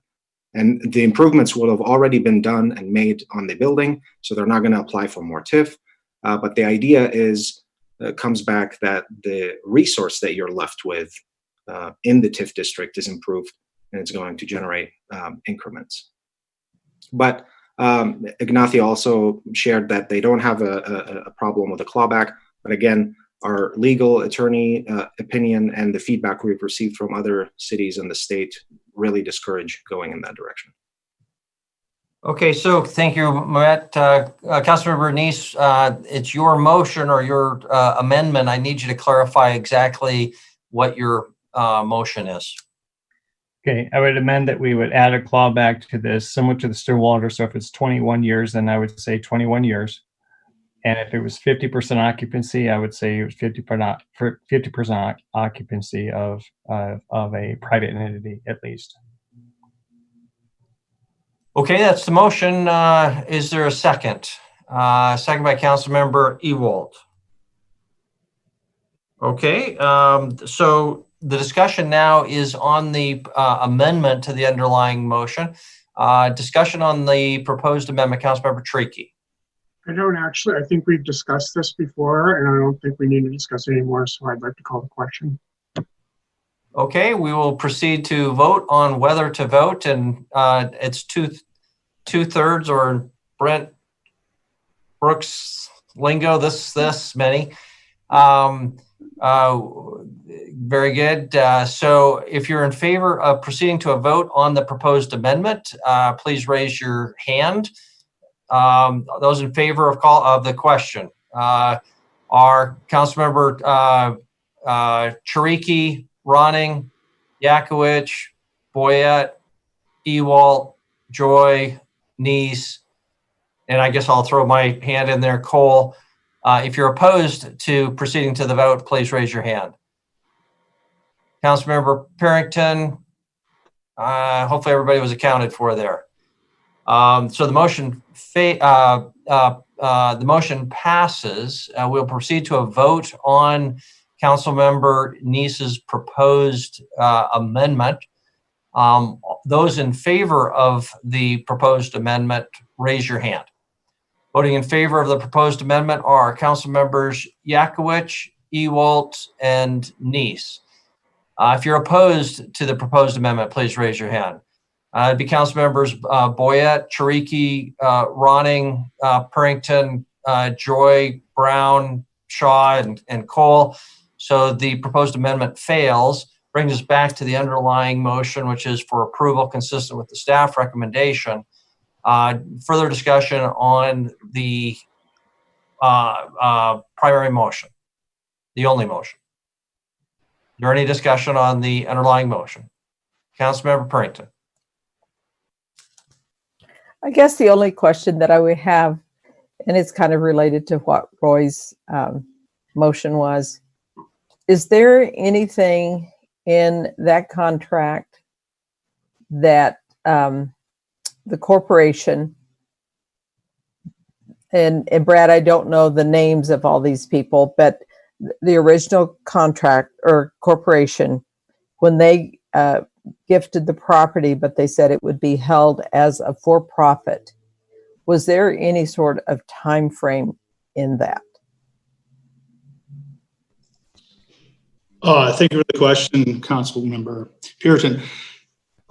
There was nothing ever discussed about you must stay like it is. However, it was much sensible for them to donate, now that we all know it's a gift, to donate the property's stock, which is 100% of the ownership of the building. So once that was put into our name, we had the decision at that time to say, do we want to maintain this company, or do we want to go back to allowing us to own it as a nonprofit, which would trigger an enormous tax bill with the IRS. And at that time, we also knew that we weren't going to be able to do anything with this building given the money we had. So we thought that one of our options for resources was going to be the TIF option. So we, at that time, made a decision as an organization, and the board decided that we will keep the company as is, to not trigger an IRS tax bill, and to honor the Sukins, the former owners, with their intent, and be able to feel comfortable about asking for TIF assistance. Does that answer that? Thank you very much, Councilmember Pearson. You want to follow up there? Yeah, I think it does, Brad. I think the other question that I have, and I don't know if Dusty may be more inclined to answer this, but what is the expectation of the value of the property after all of these improvements are made? What would you estimate the value of this property?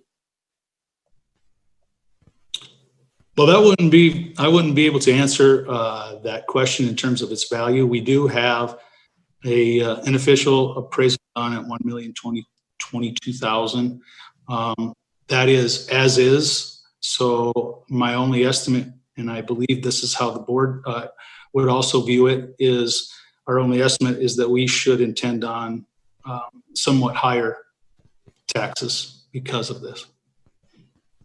The improvements will definitely increase the value, I would think. Oh, yeah. Thank you. Thank you very much, Councilmember Yakowicz. Thank you, Honor Council.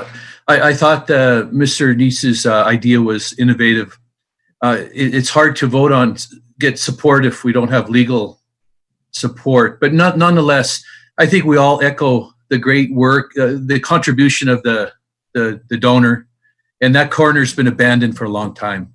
So it's a very much an important move, and I know we all took a tour of it.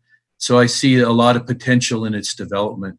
So I appreciate Ignacio, his effort, and also including the community. That's also a very important component, like when we have the food markets and all that, maybe people can participate in the music. So with all of that, I will support this motion. Thank you very much. Further discussion on the motion. The only thing I guess I would chime in with is I'm looking at our TIF policy, which was a major step forward when it was approved in 2018, because we didn't have it before. And so it has helped a lot, but doesn't mean that it's perfect, and we may want to come back to it. So for example, on the 5-to-1 ratio, the expectation now is that the original acquisition value is not to be included in the applicant's contribution. It doesn't count toward the 5, for example. But that's not clear in the policy at all. The policy specifically provides for land acquisition to be a permitted use of TIF funds. So if anything, you could say it absolutely should be. Now, as a matter of public policy, I don't see a lot of value to if one new property owner buys a property and calls that a contribution. You know, the property hasn't been improved.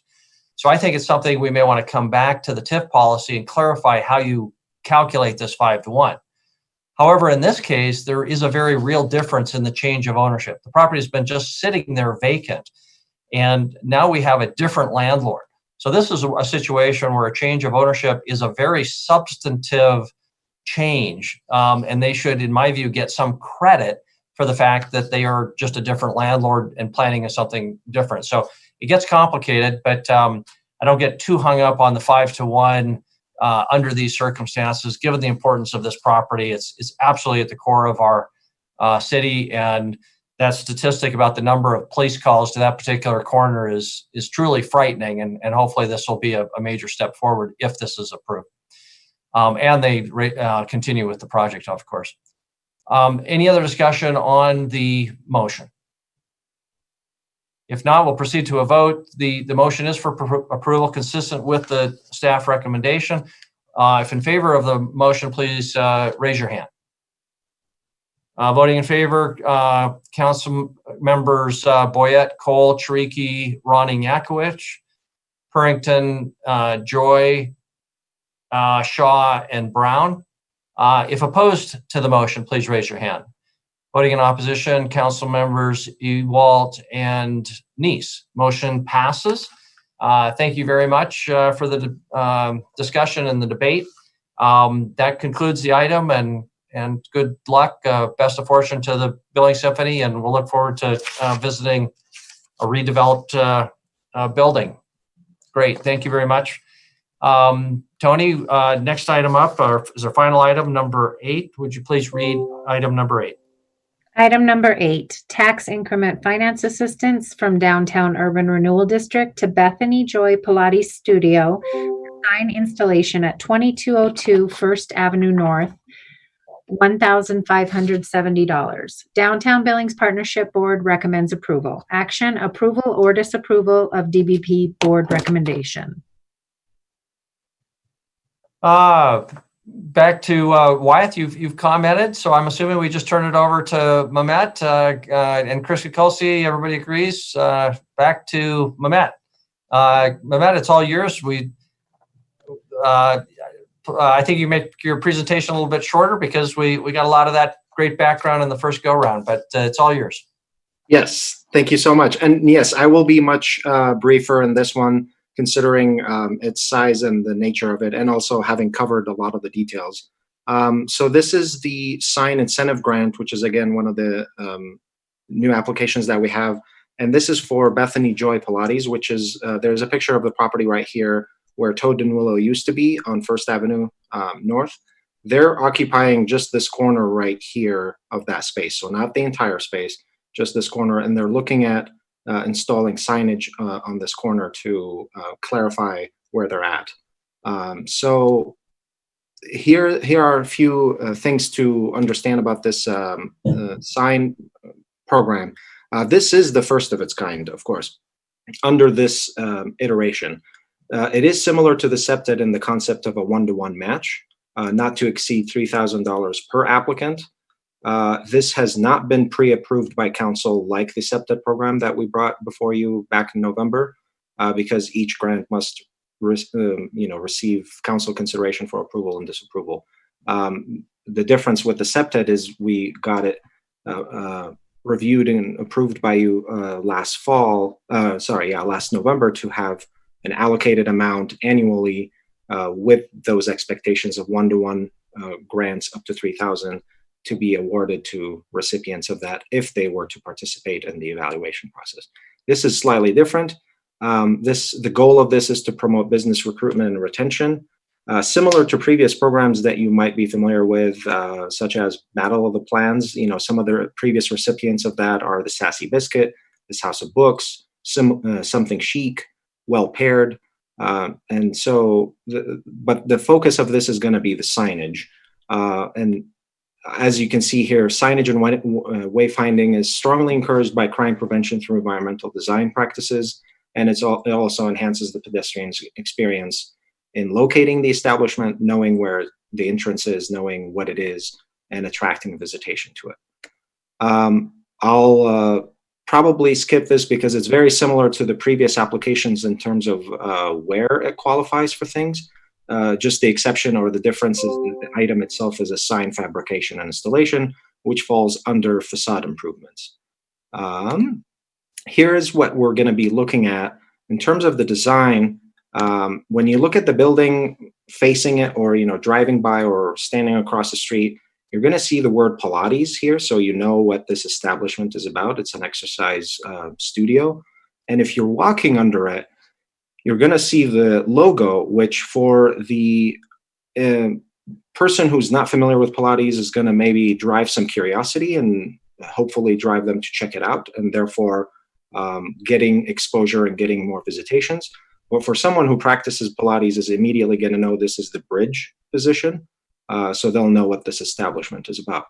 One thing to note also that prior to this council presentation, in fact, when this application was submitted back in April, applicants do seek out the lowest bids, and the bid at the time was actually a little over $6,000, and so the board did approve a grant not to exceed $3,000. But as of last week, those numbers actually have been updated, and I was informed of this, therefore the numbers are changed here. So now the whole installation is this amount, bringing it down to a private investment of $1,570 and TIF investment of $1,570. I'm not sure if COVID is related to this in terms of dropping of the cost, but it's making it more palatable even. And then in terms of the location again, This is the building. Again, they're in this half. And when you compare it to the downtown map, it's on the very east side of the map. So it's in the district. And then these are a few pictures of the interior of what they've already done. The entrance, the lobby, and the checkout area, and the waiting area, and then the workout space. And so, as you can see, major private investment on the interior has already occurred, which will generate increments on this TIF district, but they're not asking for TIF in that part. It's just going towards the sign. The sign infrastructure is going to benefit both the current tenant and future tenants because the infrastructure of it is going to be there. And if they were to remove that logo, there are going to be the hooks remaining there for a future sign to be installed. It's going to attract downtown visitations for that particular business and exercise and establishment. And hopefully the existence of that and the clearly identified space, but with the signage, will attract a business that will occupy the space next to it that will complement this type of business. Of course, the improvement pedestrian experience, where they've had some feedback from their clients saying they're not really clear where the entrance of the building is when driving by. You know, traffic on First Avenue North sometimes tends to be fast.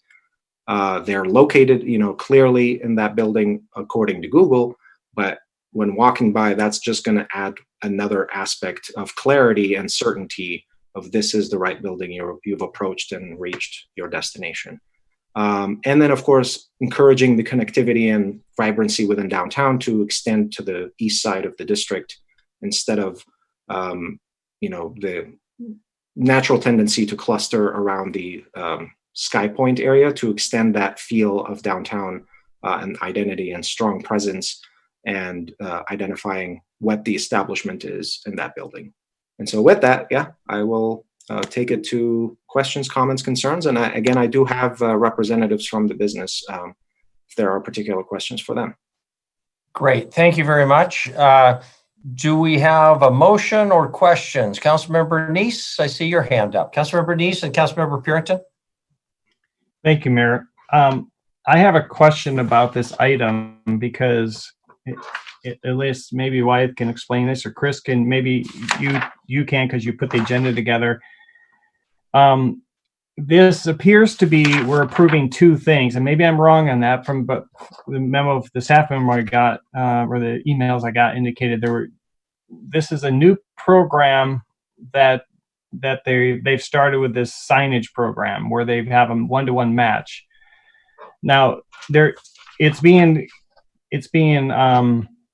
compared to the CEPTED program, but which is the one-to-one match. So the difference on that is there's actually additional funding going into that as well. There's not just TIF funds going into that. We put a limited amount of TIF funds into that a year, and that has to be used. If it's used up, it's used up for that year. So there's a limitation on that CEPTED. And this program, as I understand it, and I've gotten kind of little details on it, there's a limit of $3,000 per applicant, but there's no limit per year. There's and it's a one-to-one match on that. So I'm a little confused. Are we approving this program tonight going forward, or are we just approving the application? And I guess, do we even, a council, have to approve this program? Do we have to approve this program going forward, or is this something that TIF board can do, and then we just have to look at each applicant? Chris Kukulski or Wyeth, can you clarify, is this just approval of this particular project, or is there a larger programmatic approval that is being asked for here? Councilmember, Mayor and Councilmember Neese and Mayor and Council, and I'll also have Mehmet chime in here too. I think what you're seeing tonight, and the first thing that's really important to understand is that this council has to approve all TIF funds and for any application. And so what you're seeing is the Downtown Billings Partnership has developed this idea of having a sign incentive program with this maximum $3,000 match potential to be done, but they are also recognizing that they have to bring the recommendation to the council for action. And so tonight you're seeing the first application process that the Downtown Billings Partnership has put together with this sign incentive program and asking the council to approve it. If the council approves it and moves forward, that really there's sort of two avenues, I guess you could go. One is that the DBP would just continue to recommend these in the same process to you, and you would improve them one after another going forward. That's an option. And again, this is, as Councilmember Neese pointed out, this is just TIF funded. This is not a matching program with other dollars like the SEPTED program, where there was other organizations contributing to that. So they set a total amount per year for the entire program, but it was tied to both TIF money as well as other match money. This is different in that respect. This is just TIF dollars. So it's got, it's looked at as just a TIF application. So the idea is then you could come forward with each one of these each time and act on it individually versus setting a large allocation at the beginning of the year. Not that couldn't be done, but this is the way the DBP has proposed it at this point. So Wyeth, my interpretation of your answer is no. We are not approving a program. We are just approving this single application using existing TIF dollars. I think that's correct. I would just say that the way what the DBP has done, if you look at the application form that came with this item tonight, they've put together sort of a custom request form for entities to apply for this type of funding. It's much smaller. Obviously, it's not a Billings Symphony application. It's a small focus. So in that respect, it's a focused item, but it's coming to you one at a time. Okay, Councilmember Neese, you okay? Yeah, I have a quick follow-up on that. So on a program like this, when they develop a program like this, they came to the council with the TIF request and explain what the program was, and I think that's great. Is the board required to come to the council for these new programs they start before they start implementing them? And if so, when will we actually hear about the program so we can give them our nod of approval or denial? Yeah, I guess I would, Councilmember Neese and Mayor and Council, I would say that given the way this has been structured, so two things. The DBP makes the recommendations and knows that all applications and funds have to be approved by the council. What they've done in the last several months, more than several months, probably 4 or 5 months now, is they've revamped their applications. And so they've got the application form like you saw tonight for the Billings Symphony for large applications. And then they've created this additional application for sign incentive type applications only. And then you obviously looked at the SEPTED allocation that was sort of a set fixed amount to use up that allocation.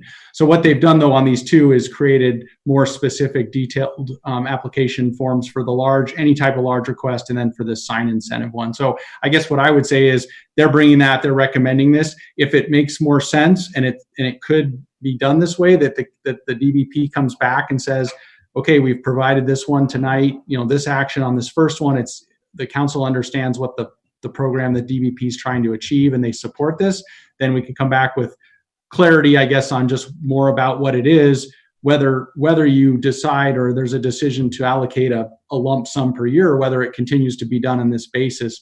There could be some more discussion of just here's what the package looks like. So that would be totally fine. Okay, Councilor Parrington, I had recognized you before. Go ahead. Well, that's led to a lot of questions for me as well, but one of them, and it was in line with what Roy's question is there a total amount towards this grant program?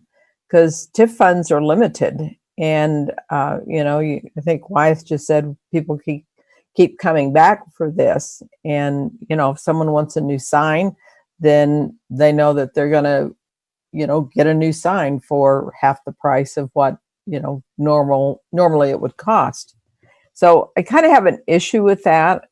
And I think it goes back to the same thing, Mehmet, is that a couple of months ago, I had asked, and I don't know that other council members are, online with this, but I think it would help if we got the minutes from the meetings, because if you've been discussing this in meetings, this is the first that we're hearing of it.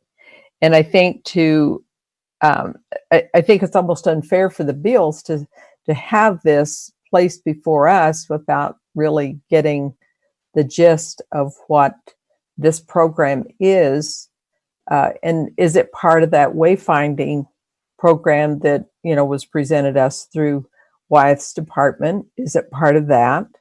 I don't see a sign flat up against a building as something. I understand what the traffic is there on First, and when you drive by it, but I guess I'm having a hard time seeing the need of it at this point in this particular type of signage. Okay, thank you. I call for that for a comments. We won't look for a No, specific. it's not a I saw question. Councilmember Ronning and Councilmember Treaky.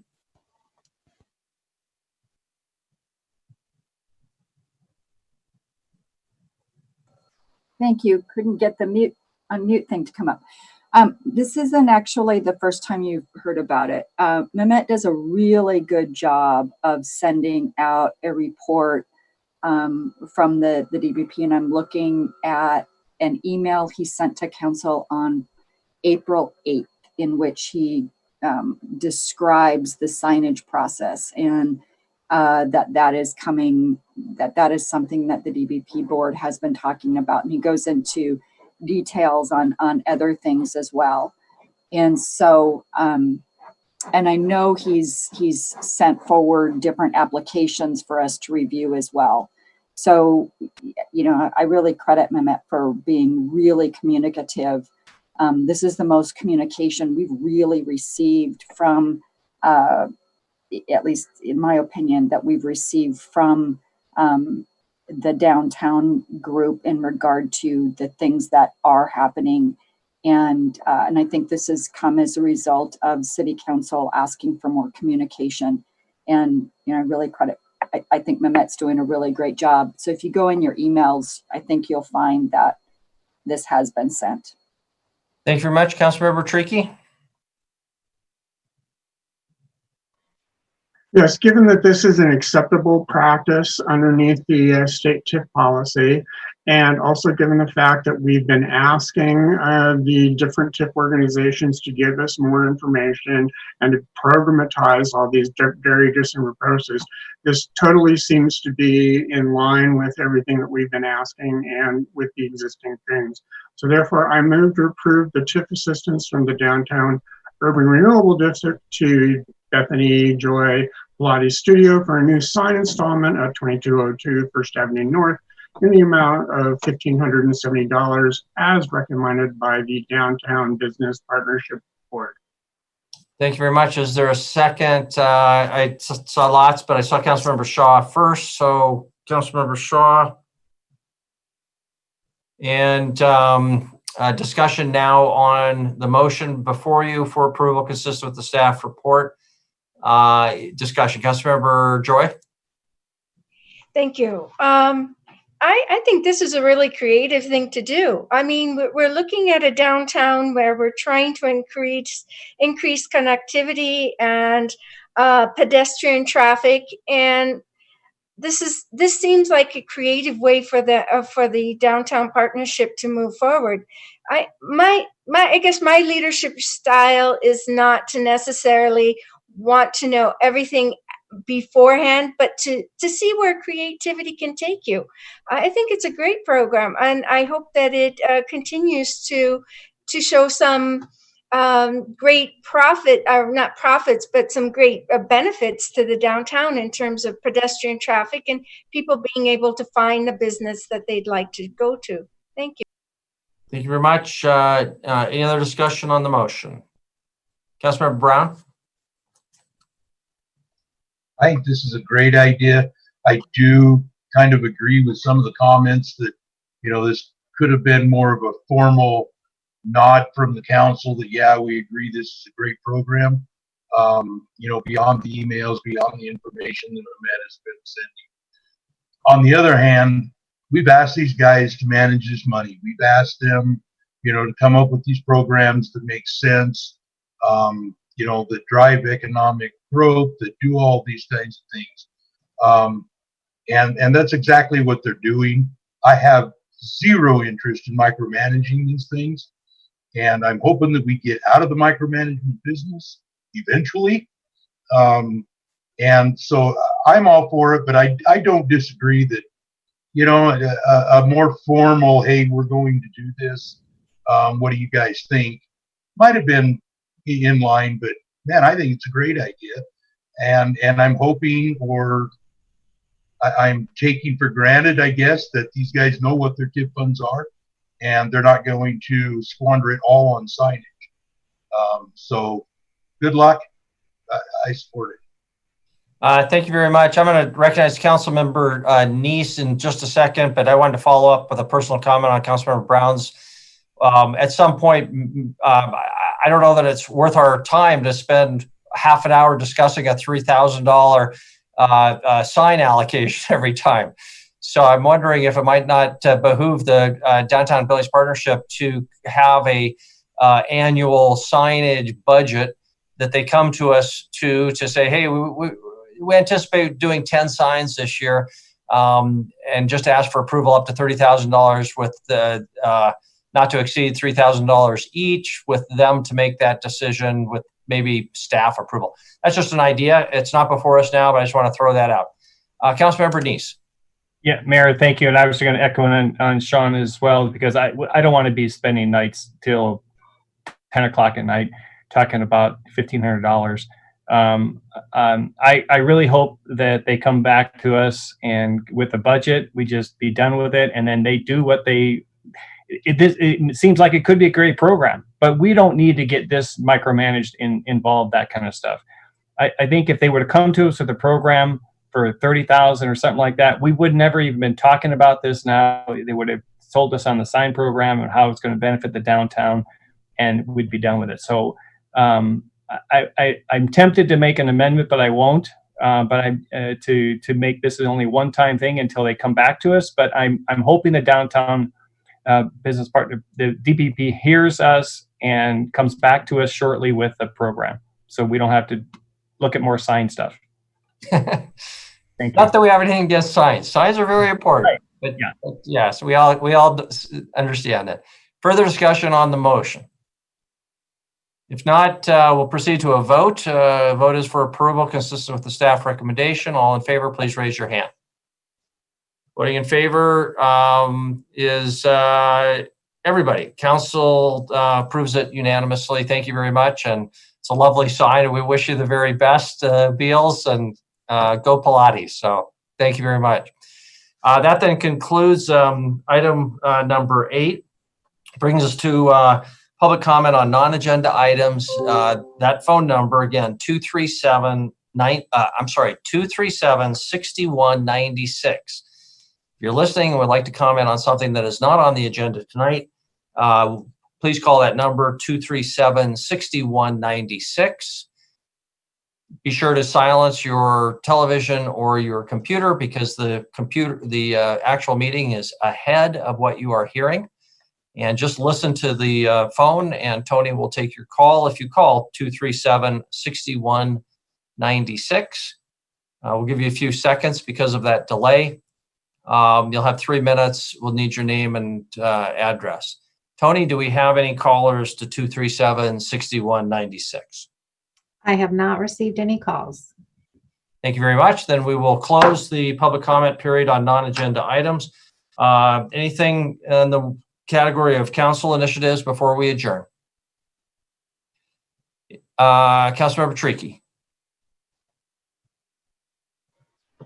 Fully recognizing that I am about to be a broken record, but at every meeting that we have until the reproduction rate of the COVID, well, not the COVID disease, the COVID disease drops below 1, I will get up here and say that we need to be much more proactive and do a heck of a lot more in order to get people here in Billings and Yellowstone County to wear masks. Right now, the state of Montana has the highest reproduction rate in the country right now, and our country has the highest reproduction rate in the entire world. And that does not bode well for us at all. We're currently sitting at a doubling rate of about a week, which means that next week we'll probably have more than 100 cases. And the week after that, it's going to be 200. 400 and the numbers take off. So I think we need to think very seriously about setting some money aside for some very aggressive advertising saying, hey, masks up, people. We need to do it. Thank you very much, Council Member Shariki. Thank you for sending around the email you sent us today that had some more information on exactly what you just said. I'll just clarify, though, that when you talked about doubling to a 100, you're not talking about for the entire state, but just for Yellowstone County, since we're close to 50 now. And just clarifying that that's what you intended to say, or we're saying. Thank you very much. Councilmember Brown? I would just comment, Danny, get a hold of BACETA, the economic development with the recovery group. There are initiatives in place now for that advertising to businesses and so forth. So check with them, and maybe there is some cooperation that could happen there. That's right, and consumers should be talking to wherever they're spending their money as to what they would like to see. Chris Kukulski, our city administrator.